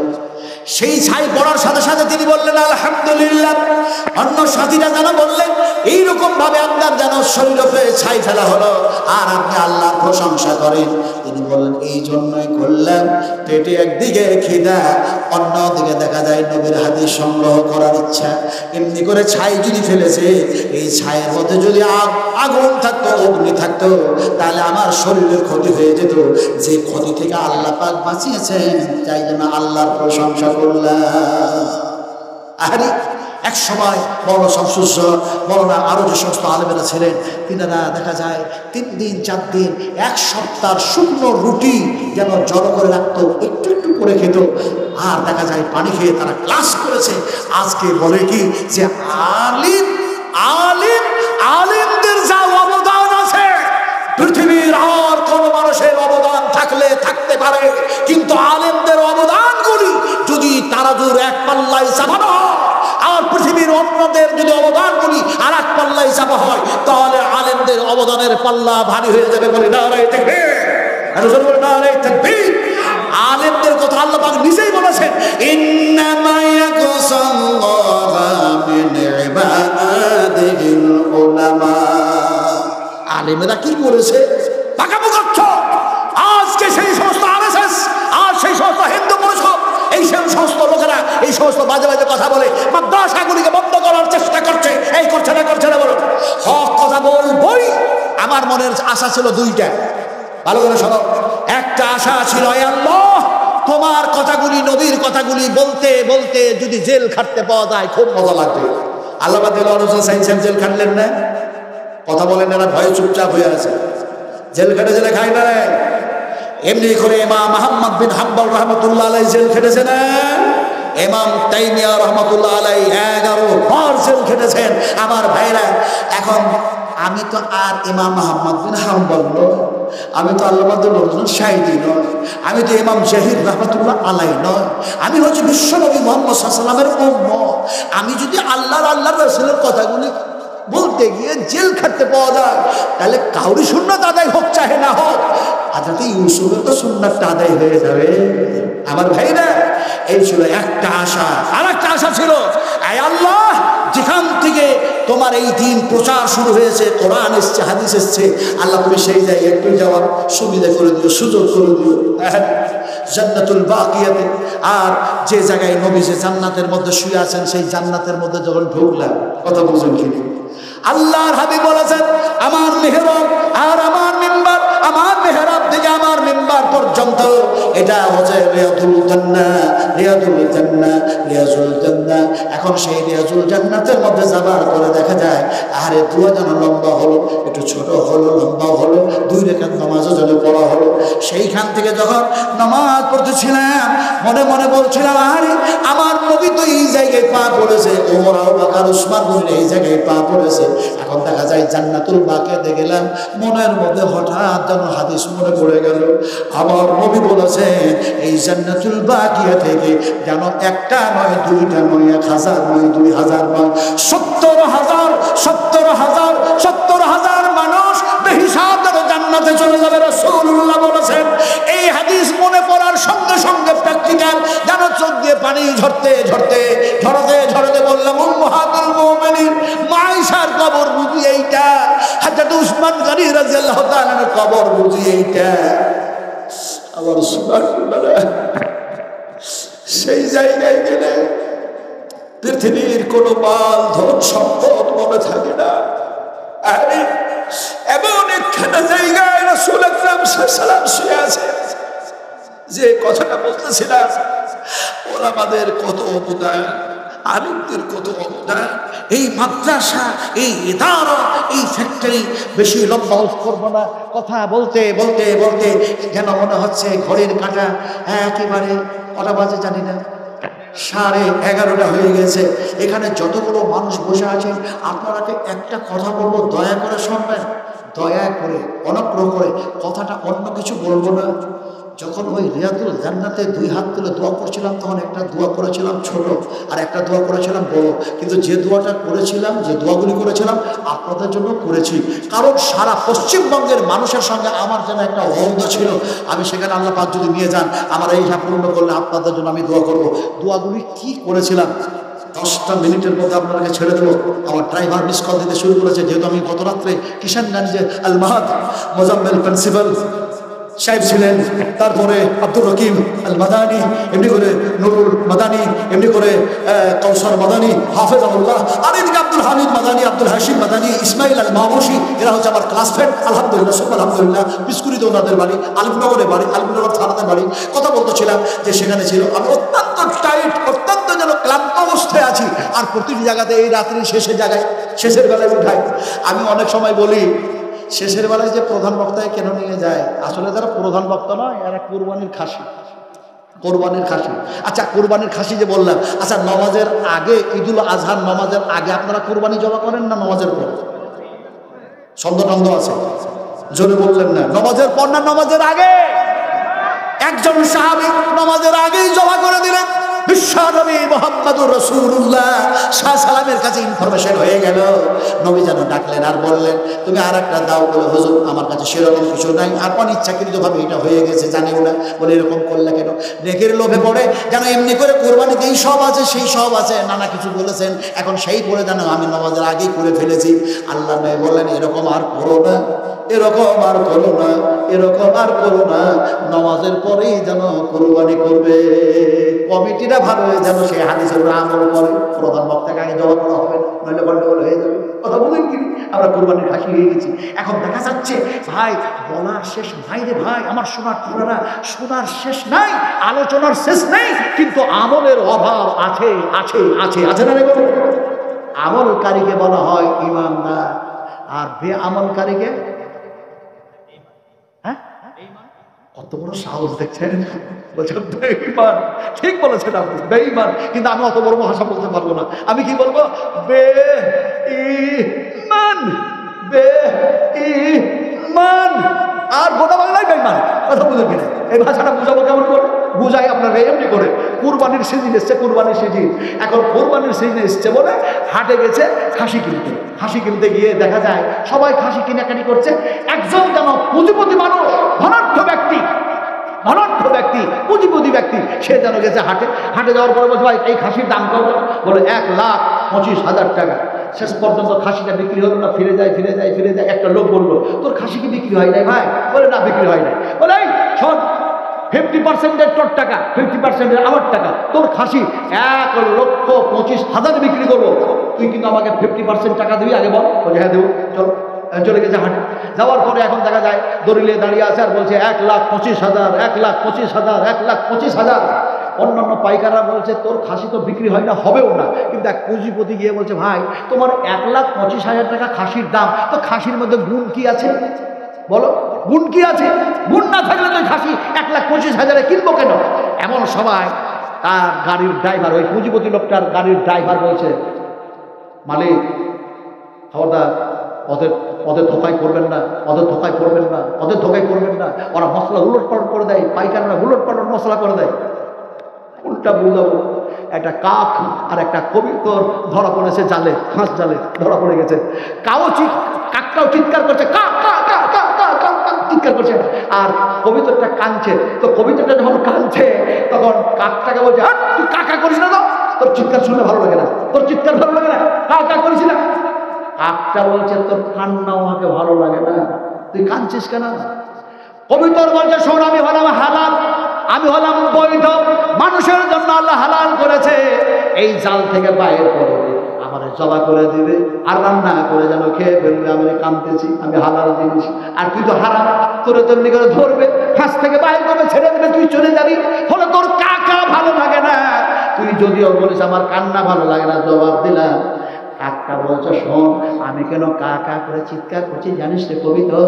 তোর গোস্ত যদিও হালাল হয়, মানুষের জন্য বৈধ হয়, আর আমার গোস্তটা যদিও হারাম হয়, তারপর আমি কান্না কেন করি শোনে? ওই আলেমদের জন্য কান্না করছি, যে আলেমেরা কোন সময় ফতোয়া দিয়ে যেন কাকের গোস্তাও হালাল করে দেবে। আজ চলছে না ফতোয়া, চলছে না। এখন দেখা যায় খাসির মধ্যে কি গুণ আছে যে তুমি 1,25,000 দাম চাইছো? তো খাসি যে বিক্রি করতেছে ও বলছে, আমার খাসির মধ্যে সবচেয়ে উত্তম গুণ হচ্ছে এইটা, খাসির ওপরে যে চাপবে মক্কা শরীফ আর মদিনা শরীফ দেখতে পাবে। সর্বনাশ! আরে 10 লাখ খরচা হচ্ছে, 5 লাখ খরচা হচ্ছে, 1 লক্ষ টাকা উমরাতে খরচা হচ্ছে, আর খাসির উপরে চাপলে মক্কা আর মদিনা দেখতে পাওয়া যাবে। এমন সময় খাসিওয়ালা বলছে চেপে দেখো, দিয়ে খাসি না, আমার কথা শুনে নিও না, দেখতে পেলে কিনবে না তো কিনো না। এখন দেখা যায় ওই পুঁজিপতি লোকটা বলছে আমি কি চাপবো, আমার ওই কর্মচারীটাকে চাপে, তো ড্রাইভারটাকে চাপলে দেখতো মসজিদে নববিয়া দেখতে পাওয়া যাচ্ছে কিনা, বাইতুল হারাম দেখতে পাওয়া যাচ্ছে কিনা দেখতো। এখন কর্মচারীটা চেপেছে খাসির উপর একটা পা দিয়ে বলছে আল্লাহু আকবার, আল্লাহু আকবার। তো বলছে কি হলো? বলছে ওই যে মক্কা শরীফে দেখা যাচ্ছে তওয়াফ হচ্ছে, আর মদিনা মসজিদে নববিয়াতে নামাজ হচ্ছে, দেখতে পাচ্ছি আল্লাহু আকবার, আল্লাহু আকবার। এখন ওর নামলো, নামার পরে খাসিওয়ালা বলছে কর্মচারীর কথা শুনে আপনি বিশ্বাস করেন না, আপনি নিজে মালিক, আপনি নিজে টাকা দিবেন, কুরবানি দিবেন, নিজের হাতে জবা করবেন, আপনি নিজে চেপে দেখেন। এখন পুঁজিপতি মানুষটা নিজেই চেপেছে, চাপার পরেও আর দেখতে পাই না, কইরে মদিনা, কইরে মক্কা, কাবাও দেখা যায় না, নববী মসজিদও দেখা যায় না। এখনো মনে মনে বলছে পুঁজিপতি মানুষটা, আরে আমার কর্মচারী বললো আল্লাহু আকবার দেখতে পাওয়া যাচ্ছে, আর আমি যদি বলি দেখতে পাওয়া যায় না, তাহলে এই এলাকার জনগণ বলবে তুমি পুঁজিপতি হতে পারো, তুমি ধনী হতে পারো, কিন্তু তুমি বেঈমান, তুমি বেঈমান, তোমার বেঈমান, তোমার ঈমান নাই, তোমার ঈমান নাই। বলে আমি বেঈমান হবো কেন? এখন ওর জ্বালাতে ওই ঈমান ঠিক রাখার জন্য বলছে আল্লাহু আকবার, কত সুন্দর কাবা আর কত সুন্দর জন্য মদিনা। আজকে বেঈমানের অভাব নেই রে ভাই, আমলকারীর অভাব হয়ে গেছে, আমলকারীর অভাব হয়ে গেছে। আমরা কি সবাই আমল করতে চাই? বলেছি যে সেই দোয়াটা পড়েছিলাম, সেই দোয়াটা করবো, 10 মিনিটের মধ্যে চলে যাবো। সমস্ত মানুষগুলো একটু দয়া করে এখানে উঠে আসবেন, একটু আসবেন 10টা মিনিটের জন্য, 10টা মিনিটের জন্য, 10টা মিনিটের জন্য নবীর মহব্বতে কোরআনের পক্ষে হাত উঠিয়েছেন। 10টা মিনিট কথা দিচ্ছি, কথা দিচ্ছি, ওয়াদা করছি, ওয়াদা খেলাফ করবো না ইনশাআল্লাহ। ভাই আসুন আসুন আসুন, এ ভাই যারা ওখানে বসে আছে, আরে জায়গাটার সাথে এত প্রেম হয়ে গেল, এত ভালোবাসা হলো, সাহাবা একরামরা ঘর ছাড়লো, বাড়ি ছাড়লো, স্ত্রী ছাড়লো, মাতা পিতা ছাড়লো, সব ছাড়লো, হিজরত করে চলে গেল। হাই হাই হাই, আর ওই জায়গাতে বসে আছে, অত ঠান্ডা নাই রে ভাই, আমি তো ঘামছি, আমার শরীর থেকে ঘাম বাইরে হচ্ছে। একটু ভালো করে বসুন, একটু ভালো করে বসুন। হাইয়াকাল্লাহ বারাকাল্লাহ। আপনারা সবাই নিয়ত করলেন একটা নিয়ত, নিয়তের কথা বুখারী শরীফে এসছে না, এসছে না ভাই, এসছে না? হাইয়াকাল্লাহ বারাকাল্লাহ। এখানে সবাই নিয়ত করলেন নবীজি আপনাকে দেখতে পাই না, আপনি সেই জান্নাতের মধ্যে শুয়ে আছেন, আর হে আল্লাহ, হে আল্লাহ, আপনাকে দেখি নাই, আপনার জান্নাত দেখি নাই, আপনার জাহান্নাম দেখি নাই, কিন্তু আপনার কথাগুলি এবং রাসূলের কথাগুলি শুনলাম, শ্রবণ করলাম। আয় আল্লাহ, আয় আল্লাহ, আমরা বড়ই যেন নশার বান্দা, বড়ই যেন আমরা গুনাহগার বান্দা। তো এই আল্লাহ, নবীকে দেখি নাই, নবী শুয়ে আছেন মদিনায় মানব মরাই, কিন্তু নবীর মাদ্রাসা, নবীর কারখানা, নবীর ইদারা, নবীর যেন প্রতিষ্ঠান, এই মাদ্রাসা দেখতেছি। ফলে আমি 1000 টাকা দিচ্ছি, ওই নবীর হাতের পানি পান করে বেহেশতে যেতে চাই, মাকামে মাহমুদের সিজদায় করে সুপারিশি করবে, সেটা যাতে আমার পক্ষে সুপারিশি হয়, তাই 1000 টাকা নবীর মাদ্রাসায় দিচ্ছি। এই নিয়তটা করে একটা মানুষ বলবেন যে আমি 1000 টাকা লেখাচ্ছি, থাকলে দিবেন, নাই লেখে দিবেন, বলুন নিয়ত করে ইনশাআল্লাহ, বলুন 1000 টাকা। এই হাতটা দিয়ে ইনশাআল্লাহ দোয়া করবো, এই হাত মুলতাজাম মুলতাজাম হাতিম, যে সোনালী রঙের গেট, আল্লাহ চোকারটাকে ধরলাম, কি করে যে লক্ষ লক্ষ মানুষের মধ্যে আল্লাহ নিয়ে চলে গেলেন। আল্লাহ চেয়েছি 1000, আমার সোনার টুকরা দিলে কত হাজার টাকা আছে। আহারে আল্লাহ পাক বলেন কোরআনুল কারীমের মধ্যে, ওয়া ইয়াতাযাক্কারু ইল্লা উলুল আলবাব, জ্ঞানী মানুষ হয় তারা, জ্ঞানী মানুষ হয় তারা। এই দেখেন, এটা আবার কত হাজার টাকা আছে, এটা এখন আর কেন, হ্যাঁ 7,000, 7,500 রেখে দেন। আর এইটা কত আছে, কত হাজার, এটা আবার কার কি মাথা গরম হলো। হায়রে, সোনার দাম এত বেশি, সোনার দাম এত বেশি, গলা থেকে খুলে সোনা দিয়ে বলে যে চাঁদের উপর নয় রে ভাই। আরে এই সোনার মালা, এটা 1000, আর একটা যেন এখানে 1000, আর একটা যেন 1000, এই টাকাগুলো ধরুন। আলহামদুলিল্লাহ, একটা চেয়েছি, আপনারা দিয়েছেন, অনেকজন দিয়েছেন। এটা আবার কত হাজার আছে দেখুন, একটু দেখুন এটা কত হাজার আছে। আলহামদুলিল্লাহ। এখন দেখা যায়, এই দেখা যায় এমনি করে আরো যেন এখানে এসছে যেন 1500 টাকা, 2000 টাকা। আয় আল্লাহ, কি হয় তোমার বান্দারা যেন এমনি করে নবীজি বলেন, ওয়াশারিউ ইলা মাগফিরাতিন মির রিজিকিকুম। এটা 7000, আবার 7,500, এটাও 7,500। দেখুন আলহামদুলিল্লাহ, আরো যেন দিয়েছে, আরো যেন দিয়েছে, আল্লাহ তুমি কবুল করে নাও। এমনি করে ওয়াশারিউ ইলা মাগফিরাতিন মির রাব্বিকুম ওয়া জান্নাতিন আরদুহা সামাওয়াতু ওয়াল আরদু উইদ্দাত লিল মুত্তাকিন। এই মত যখন চলছে, বিশ্বনবী যখন বলছেন, সেই সময় একজন সাহাবী, একজন যুবক, তিনি বলছেন ফাইনানা ফাইনানা ফাইনানা, বুখারী শরীফের ইবারত, বুখারী শরীফের ইবারত। তিনি বলছেন ফাইনানা ফাইনানা ইয়া রাসূলুল্লাহ, হে আল্লাহর রাসূল, আল্লাহর রহমতের দিকে, মাগফিরাতের দিকে তাড়াতাড়ি করে যখন ডাকা হয়েছে, আর জান্নাতটা যখন জমিন আকাশের চেয়ে বেশি প্রশস্ত, তাহলে পারে সেই জান্নাতে যাবার জন্য আমি ফাইনানা ইয়া রাসূলুল্লাহ, যদি শহীদ হয়ে মারা যায় আমি যাব কোথায়? রাসূল আকরাম সাল্লাল্লাহু আলাইহি ওয়াসাল্লামের মুখ দিয়ে বাইর হয়ে গেল লা ফিল জান্নাহ, নবী বললেন জান্নাতের মধ্যে চলে যাবে। যুবকটা বাদাম খাচ্ছিল, খুরমা খাচ্ছিল, ছুঁড়ে ফেলে দিল, জিহাদের ময়দানে গেল আর শহীদ হয়ে গেল। নবীজি 70 জন সাহাবীকে যে জায়গায় তীর আন্দাজকারীকে দাঁড় করে রেখেছিলেন, নবীর কপালে এখানে লেগে যে মাথার যে কোনাটা, লোহার কোনাটা ঢুকে গেছিল, যে নবী ঘুরতে ঘুরতে যে জায়গায় পড়েছিলেন, তারপরে ওই 70 জন যে সাহাবী তীর আন্দাজকারীরা দাঁড়িয়েছিল, সেই রাস্তা তো আল্লাহ পাক পাগুলি দিয়ে হাঁটা করালো, দেখলাম উহুদ পাহাড়ে চাপলাম। বিশ্ব নবীর চাচা হযরত হামজা রাদিয়াল্লাহু তাআলা এখনো জায়গাটা ফাঁকা হয়ে আছে, চতুর্দিকে পর্বত আছে। উহুদের পাহাড়ে চেপে দেখি যে জায়গায় লড়াইটা হয়েছিল ভাই ফাঁকা যেন হয়ে আছে, কিন্তু আমার হামজা যে জায়গায় শহীদ হয়েছেন সেই জায়গা ফাঁকা না, ওখানে বিশাল বড় একটা মসজিদ কায়েম হয়েছে, মসজিদের নাম দেওয়া হয়েছে মসজিদে হামজা। আমি কত কথা বলবো, তো বলতে বলতে বলতে দেখা যায় সোনার যেন গলার, যেন দেখা যায় গলা থেকে গেলে সোনার। আল্লাহ কোন মাঝে দিয়েছে, আরে আল্লাহ তুমি উম্মাহাতুল মুমিনিন মা আয়েশার সঙ্গে, মা হাফসার সঙ্গে, মা ফাতেমার সঙ্গে, মা খুদাইজার সঙ্গে, আল্লাহ তুমি এই তোমার প্যারা বান্দিকে জান্নাতের মধ্যে তাদের সঙ্গে তুমি প্রবেশ করাইয়া দিও। উদখুলুহা উদখুলুহা উদখুলুহা বিসসালামিন আমিন, প্রবেশ করো, এখানে যে শান্তি। এই মালাটার এক ভরি ওজন, এখন এক ভরি সোনার দাম প্রায় যেন ৮০,০০০ টাকা। আচ্ছা বলুন, আপনাদের কাছে কি আমি ৮০,০০০ টাকা চেয়েছিলাম? আপনাদের কাছে কি আমি ৭,০০০ ৭,৫০০ চেয়েছিলাম? আমি কি চেয়েছিলাম? বলেছিলাম ১,০০০ টাকা দিন, নিয়ত করতে বলেছিলাম এইটা। এখন দিলেন যেন দেখা যায় ৮০,০০০, কেউ ৭,৫০০ ৭,৫০০ করে, ২,০০০ ২,০০০ ১,০০০, এটাকে দিল যেন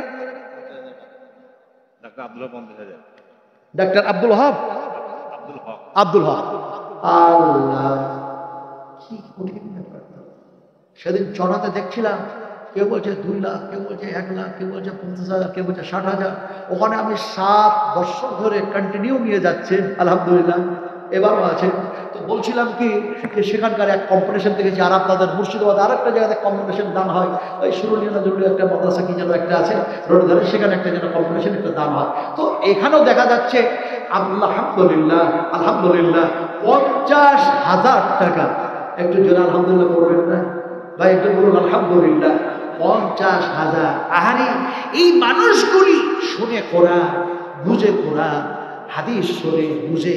আর আহারি যদি এই মাদ্রাসার শত্রুরা মাদ্রাসা বন্ধ করতে চায়, আল্লাহ আমাদেরকে দিয়েছেন ধন মান, আমাদেরকে বানিয়েছেন পুঁজিপতি, ফলে আমরা কেন আমাদের টাকাগুলি নবীর মাদ্রাসায় দিব না, আর নবীর হাতের পানি পান করে বেহেশতে কেন যাব না?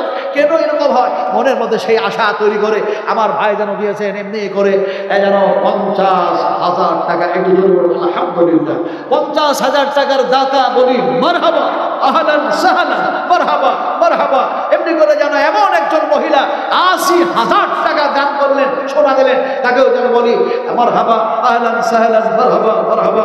আল্লাহর কাছে দোয়া করি। আমি দোয়াটা দিব ডেকে যে বসালাম, আপনারা যে দান করলেন, আমার উদ্দেশ্যটা হচ্ছে দোয়াটা সেই দোয়া দিব যে দোয়া রাসূলুল্লাহ সাল্লাল্লাহু আলাইহি ওয়াসাল্লাম যখন দিচ্ছিলেন, একটা বুড়ি মেয়ে এসে একটা চাদর দিলেন, রাসূলের শরীরটা ছিল ফাঁকা। আমি সে হাদিস ঘটনা বয়ান করবো না। একজন যেন দিল দুব্বা, একজন ওট দিল, খেজুর দিল, দুধ দিল, নানা জন নানা কিছু দিতেন। রাসূলুল্লাহ সময় দোয়াটা কি দিতেন? ওই দোয়াটা ইমাম বুখারী রাহমাতুল্লাহ আলাইহি বুখারী শরীফের মধ্যে কোট করে দিয়েছেন। ওই দোয়াটা এখন নবী তো আর দিবে না, কিন্তু নবী বলেছেন আমার পরে যারা থাকবে তারা যেন এমনি করে যারা কোরআনের চিন্তা ভাবনা, কোরআনের ভবিষ্যৎকারী হয়, কোরআনের রিসার্চকারী হয়, ইসলাম নিয়ে যেন প্রচার প্রসার করে। ও মানে হাসান কাউলু মিম্মান দাআ ইলাল্লাহ, এই ধরনের মানুষগুলি তারা যেন সেই দোয়া দিয়ে দেবে। আল্লাহ নবী আরো বললেন, পিতা মাতার দোয়া কবুল হয়, মাজলুম মানুষের দোয়া কবুল হয়, হাকিকাত যদি সত্যিকারী মুসাফির হয় তারও দোয়া কবুল হয়ে দোয়াটা আমি দেবো ইনশাআল্লাহ। নবী সাহেব যে দোয়াটা দিয়েছেন ওই দোয়াটা আপনাদেরকে দেওয়ার জন্য রাখলাম। জি হ্যাঁ, আল্লাহ আমাদের এখানকার কমিটির ক্যাশিয়ার তিনি যেন দিচ্ছেন 1 লক্ষ টাকা। জোরে বলি নারায়ে তাকবীর, আরো জোরে বলি নারায়ে তাকবীর। আচ্ছা, আল্লাহু আকবার। 1,15,000। তো আপনারা কি আল্লাহ আকবার জোরে বললে কি মনে মনে ভাবছেন আপনারা তো ব্যবসার বড় ফয়সালাকারী, আল্লাহ কি বইরা, আল্লাহ কি ঠসা, আল্লাহ কি কানে কম শুনতে পায় যে আমরা কি এত জোরে বলতে হবে? জি হ্যাঁ বলতে হবে, হ্যাঁ বলতে হবে। আপনি আস্তেও বলবেন, জোরেও বলবেন। বলে কেমন করে বলবেন? বিশ্বনবী মুহাম্মদ সাল্লাল্লাহু আলাইহি ওয়াসাল্লাম জিহাদের ময়দানে যাচ্ছেন, সাহাবা کرام থেকে সঙ্গে করে নিয়ে রাসূল সেই দিন যেন প্রেজেন্ট ছিলেন, উপস্থিত ছিলেন। আর সাহাবীরা জোরে জোরে বলছে আল্লাহু আকবার, আল্লাহু আকবার। মুশরিকদের সঙ্গে মোকাবেলা, দিনকে প্রতিষ্ঠা কায়েম করার জন্য ব্যাপার। সেই সময় আল্লাহু আকবার, আল্লাহু আকবার জোরে জোরে বলছেন। নবী বললেন, তোমাদের জানের উপরে রহম করো, জানের উপরে রহম করো, জানের উপরে রহম করো। এত জোরে জোরে বলো না, শক্তি ক্ষমতা শেষ করে দিও না। মোকাবেলা করা লাগবে জিহাদের ময়দানে। আস্তে আস্তে বলো আল্লাহু আকবার, তরুণ সুরে বলো আল্লাহু আকবার। আল্লাহ আপনি মহান, আপনার সমকক্ষ আকাশে জমিনে কেউ নাই। আবার যেন দেখা যায় এমনি করে ঈদুল আজহা, ঈদুল ফিতরের নামাজ পড়তে যাওয়া হচ্ছে, এমন সময় যেন দেখা যায় সাহাবীরা সেই যেন আস্তে আস্তে বলছে। আল্লাহ নবী সে সময় বললেন জোরে জোরে বলো, জোরে জোরে বলো, তালবিয়াটা জোরে জোরে পড়ো। আল্লাহু আকবার, আল্লাহু আকবার, লা ইলাহা ইল্লাল্লাহ, আল্লাহু আকবার, আল্লাহু আকবার, ওয়ালিল্লাহিল হামদ। জোরে জোরে বলো, জোরে জোরে বলো। একজন বললেন সাহাবী, ইয়া রাসূলুল্লাহ, জিহাদের ময়দানে বললেন জানের উপরে রহম করো, আস্তে বলো। আজকে কেন জোরে আপনি বলতে বলেন? বিশ্ব নবী বললেন সাহাবীরে, আজকে এই জন্যই জোরে জোরে বলতে বলি, আজকের রাত্রে যেন বাজেট পাস হয়ে গিয়েছে, আল্লাহ পাক তোমাকে ইনাম দেবে, প্রাইজ দেবে। সেই প্রাইজ নেওয়ার জন্য ঈদগাহের ময়দানে যাচ্ছ, আর তোমরা জোরে জোরে বলো। এমন সময় নবী বললেন, এমনি করে ঘাট, এমনি করে পাহাড়, এমনি করে পর্বত, এমনি করে ঘাট, এমনি করে যত আছে তারা শুনবে। আর কিয়ামতের মাঠে তোমাদের হয়ে আল্লাহর সামনে সাক্ষী দেবে। ইয়াউমাইযিন তুহাদ্দিসু আখবারাহা। তো 1,15,000 টাকা দেয়, 80,000 টাকা দেয়, 50,000 টাকা দেয়, 7,500 করে টাকা দেয়, এমনি করে 2,000 করে টাকা দেয়। আপনারা একটু জোরে বলতে পারবেন না, আল্লাহকে বড় করতে পারবেন না? এটা জোরে বলি নারায়ে তাকবীর, আরো জোরে বলি নারায়ে তাকবীর। আহা, আল্লাহ সবচেয়ে বড়, আল্লাহ সমকক্ষ কেউ নেই। এবার দোয়াটা দিব, দোয়াটা দিব। কিন্তু এখানে যতগুলো মানুষ বসে যাই না কে কে দিল না দিল, আপনাদের কাছে মনে হয় নয় জিলাপি টিলাপি শেষ করবে যাবেন ভাই। 100 করে টাকা দেন তো আমার হাতে, 100 করে আছে দেন। হাইরে, যখন সাফা মারওয়া সাই করছি, এমনি করে ঢুকবেন, এমনি করে ঢুকলেন আর বললেন ইন্না সাফা মারওয়াতা মিন শাইরিল্লাহ ফামান হাজ্জাল বাইতা ফাবিতামা ফালা সালাহা। ঢুকলেন, ঢুকে আবার ঘুরে যান এইদিকে, কাবা ঘর দেখতে পাবেন আর সাফা মারওয়া পাহাড়ও দেখতে পাবেন। কিন্তু ওপরে চলে গেলে, মিডিলে গেলে দেখতে পাবেন না, আর তার উপরে গেলে দেখতে পাবেন না। এবার চলে গেলেন, চলে যাওয়ার পরে এবার কাবার দিকে মুখ করে যেন হাত তুলে বলল আল্লাহু আকবার, বিসমিল্লাহ, আল্লাহু আকবার, আল্লাহু আকবার দিয়ে হাত তুলে দোয়া করলেন। এবার সাফা মারওয়া সাই করতে লাগলেন। আল্লাহ পাক যেন বলেন, এই সাফা আর মারওয়া, এই পাহাড় হচ্ছে আমার নিদর্শন বলি, এটা হচ্ছে নিদর্শন বলি, এটা হচ্ছে নিদর্শন বলি। ফলে যেন এর মধ্যে যারা সাফা মারওয়া সাই করে, আল্লাহ পাক বলছেন এটাকে আমি নিষ্পাপী বানায় দিই। এমনি করে দেখা যায়, আলহামদুলিল্লাহ, এমনি করে দেখা যায়, জানে এমনি করে দেখা যায় যে এই মানুষগুলি যখন এমনি করে দরাদরি ছোটাছুটি সাফা মারওয়া সাই করলো, ঠিক যেমন একটা বাচ্চা আজকে জন্ম নেয়, কোনো গুনাহ থাকে না, পাপ থাকে না, সেই ধরনের সেই মানুষটাও যেন এমনি করে নিষ্পাপী হয়ে যায়। আল্লাহ পাক আমি যেন নিষ্পাপী করে দিই, গুনাহগুলি খণ্ডন করে দিই। মাফ করার মালিক, একটু জোরে বলেন কথা, মাফ করার মালিক আর ক্ষমা করার মালিক যদি আল্লাহ হয়, সাজা দেওয়ার মালিককে আস্তে করে বললেন কেন? فأخذتهم فكيف كان عقاب إن العرض لله يورثها من يشاء من عباده والعاقبة للمتقين। আমি এই আয়াতগুলো পারলাম না সাই নজরুল বয়ান করতে, সময় নাই, ঘরের কাঁটা যেন 12টা বাজতে যাচ্ছে। আমার ভাইরা ড্রাইভার বারবার মিস কল দিয়েছে, বলো না আগামীকাল সেখানেও দেখা যায় এমনি করে যেন বিশাল এক মাদ্রাসা, এই আপনার এমনি করে মালদা ডিস্ট্রিক্ট বদরুদ্দোজান নদভী সাহেব সেখানে আমাকে বলেছেন যে বুড়ো হয়ে গেলেন, আমার বাপের সাথে জালসা করতে করতে বুড়ো হয়ে গেলেন, কিন্তু দেখছি কোনো রকমের অভাব নেই, গলার মধ্যে অভাব নেই, গলার কণ্ঠস্বরে অভাব নেই, বুঝাবার অভাব নাই। আলহামদুলিল্লাহ, হাইয়াকাল্লাহ, বারাকাল্লাহ, জাযাকুমুল্লাহু খাইরান জাযা, হাসানাল জাযা। আল্লাহুম্মা ইগফির লাহু ওয়াফিহি ওয়াফু আনহু ওয়াকরিম নুজুলাহু ওয়াসল্লাহু ওয়াসল্লাহু বিল-মা'i ওয়াস-সাল্জি ওয়াল-বারকাত।